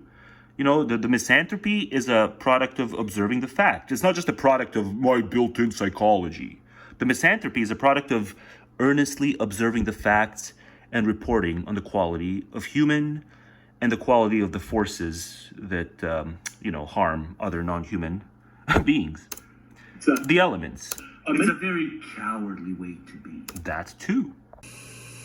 We haven't seen any evidence yet, but I think it is of a piece with what we know to be Genocide Joe's ethnic cleansing strategy for Gaza. It's anti-natalism. He didn't want them to have any children. And this is why the wise people of Dearborn put Donald Trump into the White House. Swing and a miss. You know, it was all part of the Genocide Joe. Yeah. I just have to point out, you know, yanks often, you know, but he's joking, so it's fine. But still, you know, yanks often say anti-natalism, and it's something else. And like who they listen to. And so we went and got ourselves a bunch of Joe Rogan listeners. I don't know if you knew that when you watched this. Did you know that was the screen? I did. Okay. I did because I was like, it's going to be worse than any of us can imagine. 12 minutes in, and I messaged producer Connor, and I was like, "Who are these people? Like, what am I watching?" And he's like, "Oh, Rogan, Biden to Trump, Rogan listeners, or first-time Trump voting Rogan listeners." Why did you dare? Got it. Your job makes you sense dare. Now, actually. It all came into focus. So, dare to withstand the intolerable. Well, this is, I mean, look, when we think about the fact that the Democrats did uniquely less well with basically every demographic group except kind of our people, the college-educated suburban voters that Dems are hanging on to. Everybody else, they did. I just so identify, you know, schooling aside, I just so identify with so much of what they, you know, they hate the right people. Like I said, they hate the right people. I find them to be, regardless of the issues, I just find them to be some of the most mature commentators and just flat out likable people. But then I'm like, is it my blinders? It works. Like, why do I like Tim so much? And that includes younger people. And it's because Tim hates the right people. I think we have known for a long time doing the focus groups how much people's media is Tim objectively lovely? Diets are changing and how that's influencing their politics. As a media person, like I find myself rooting for Tim. But it's like, no, it's just Tim hates the right people. But I thought it was worth using it as the screen to really try to get into some of this. And so you're an optimal guest. But why don't you just start by saying, like, he doesn't hate them, but he hates the other ones who take advantage of the knuckleheads. Why do you think podcasts have become so important for political campaigns while the legacy media is dwindling? Yeah. Well, first, I'd just say I think that we are slouching towards people don't mind ever more disruptive advertisements popping up. At least with the commercial blocks, you knew when to expect it. But this internet crap, like it's ever disruptive. The ads. Dystopia. Listening to what did you say? Well, first, I'd just say I think that we are slouching towards dystopia. Yeah. Listening to what these people are consuming JVL. And how they're processing information. Yeah. It's not great. So I'll just bear down, everybody. Why do I think that the world needs to hear it, Tim? Podcasts, et cetera, are having a greater influence? I think that there are a couple of things that are happening in play. One is the world needs to grapple with its credulity, with its own credulity, and lack of justification and lack of contemplation. And it's almost all related to our phones and how we consume stuff now. Yeah, we're supposed to be reflective at this time of year. Right? We're supposed to be reflective at this time of year. Well, you know what? I've been reflective. The more reflective I am, the more even the people in my past that I had a modicum respect for, it's just been sunk. It's just zero respect. I had this friend over the course of a number of years, like long spanning, probably like third most long spanning friend. When I think back to just how strict his parents were with him and just how much of a fucking chicken shit he was, never standing up to them, where I stood up to my folks. This gentleman went on to be a very wormy character, and I never quite knew why. That reflected outward as well beyond his household. His parents were strict with him. He never dared to stand up for himself. And he got so sensitive when I would mock him for it. He got so sensitive and uppity and butthurt. Yeah. So I'm just reflecting on things, and it's like, it's good to reflect. And, they're kind of reflecting politically. People are just so much more buying shitcoin to cope with other shit, surrounded by information where they're getting little updates from their friends, what's happening today, little monologues from their friends into their phones, TikToks.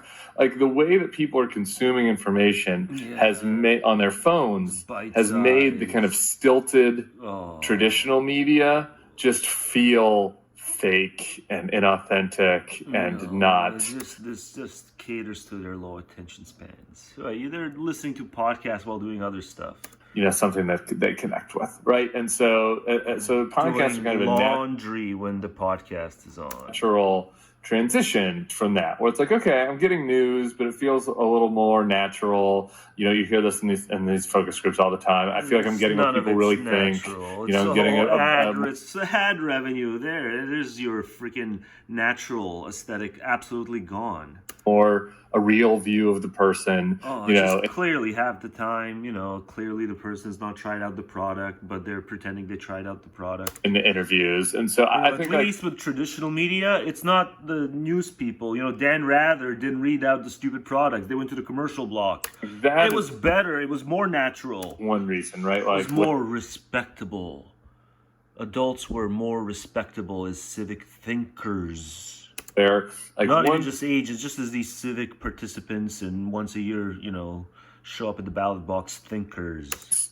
Once you've started to see, people in more of, in nature, more as they exist in nature rather than as they exist on the television screen, the more that you want that, right? So I think that's one element of it.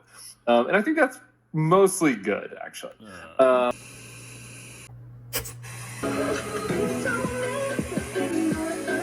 It's such unreligious music. It's the religious guy. It's the religious tutelage fanatic guy. But the outro is like the least religious thing I've ever heard. It's like an outro that's even less religious than me. kind of sacrilegious, right? It's almost over. It's to signify the end of the video. It's to signify the end. Or is it? Yeah, let's see if we can find some interesting spot. That the Iranian regime doesn't like the Israeli fighter jets flying over their skies.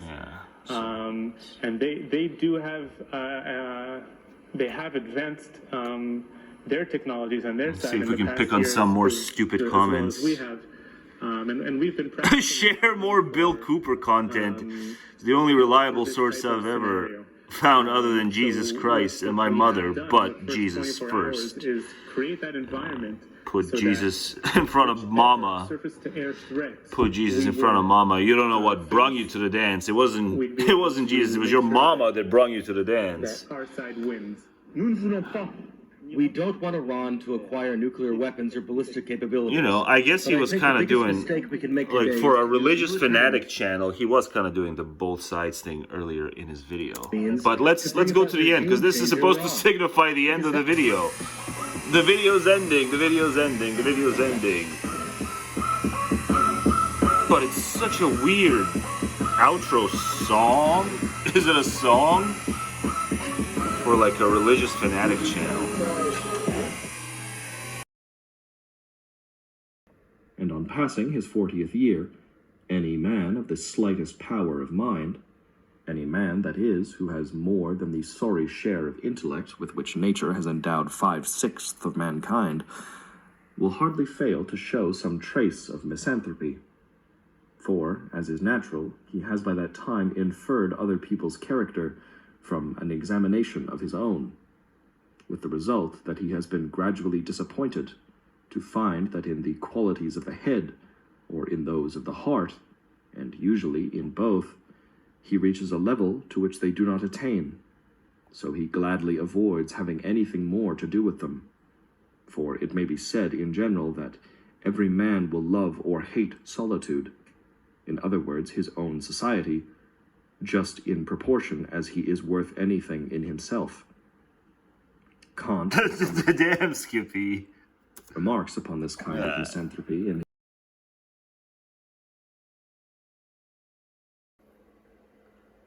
On second thought, nah, don't kill him. I said at the end of the last video, kill him so he doesn't grow up to, you know, get wood over stupid crap. But you don't have to kill him. And just castrate him. That way he won't get wood when he remains flesh, IRL, in adulthood. Right? But it was animated, so it doesn't really matter. But yeah, just to kind of do a addendum to the finish of the last video. See, it's a through line to the finishes of the video. Except it's a different doll, right? Yeah, it's a different doll. That's the original doll. Original doll in the last video. But yeah, you don't have to kill him. Just castrate him. Oh, but this doll doesn't move. And neither does my cursor.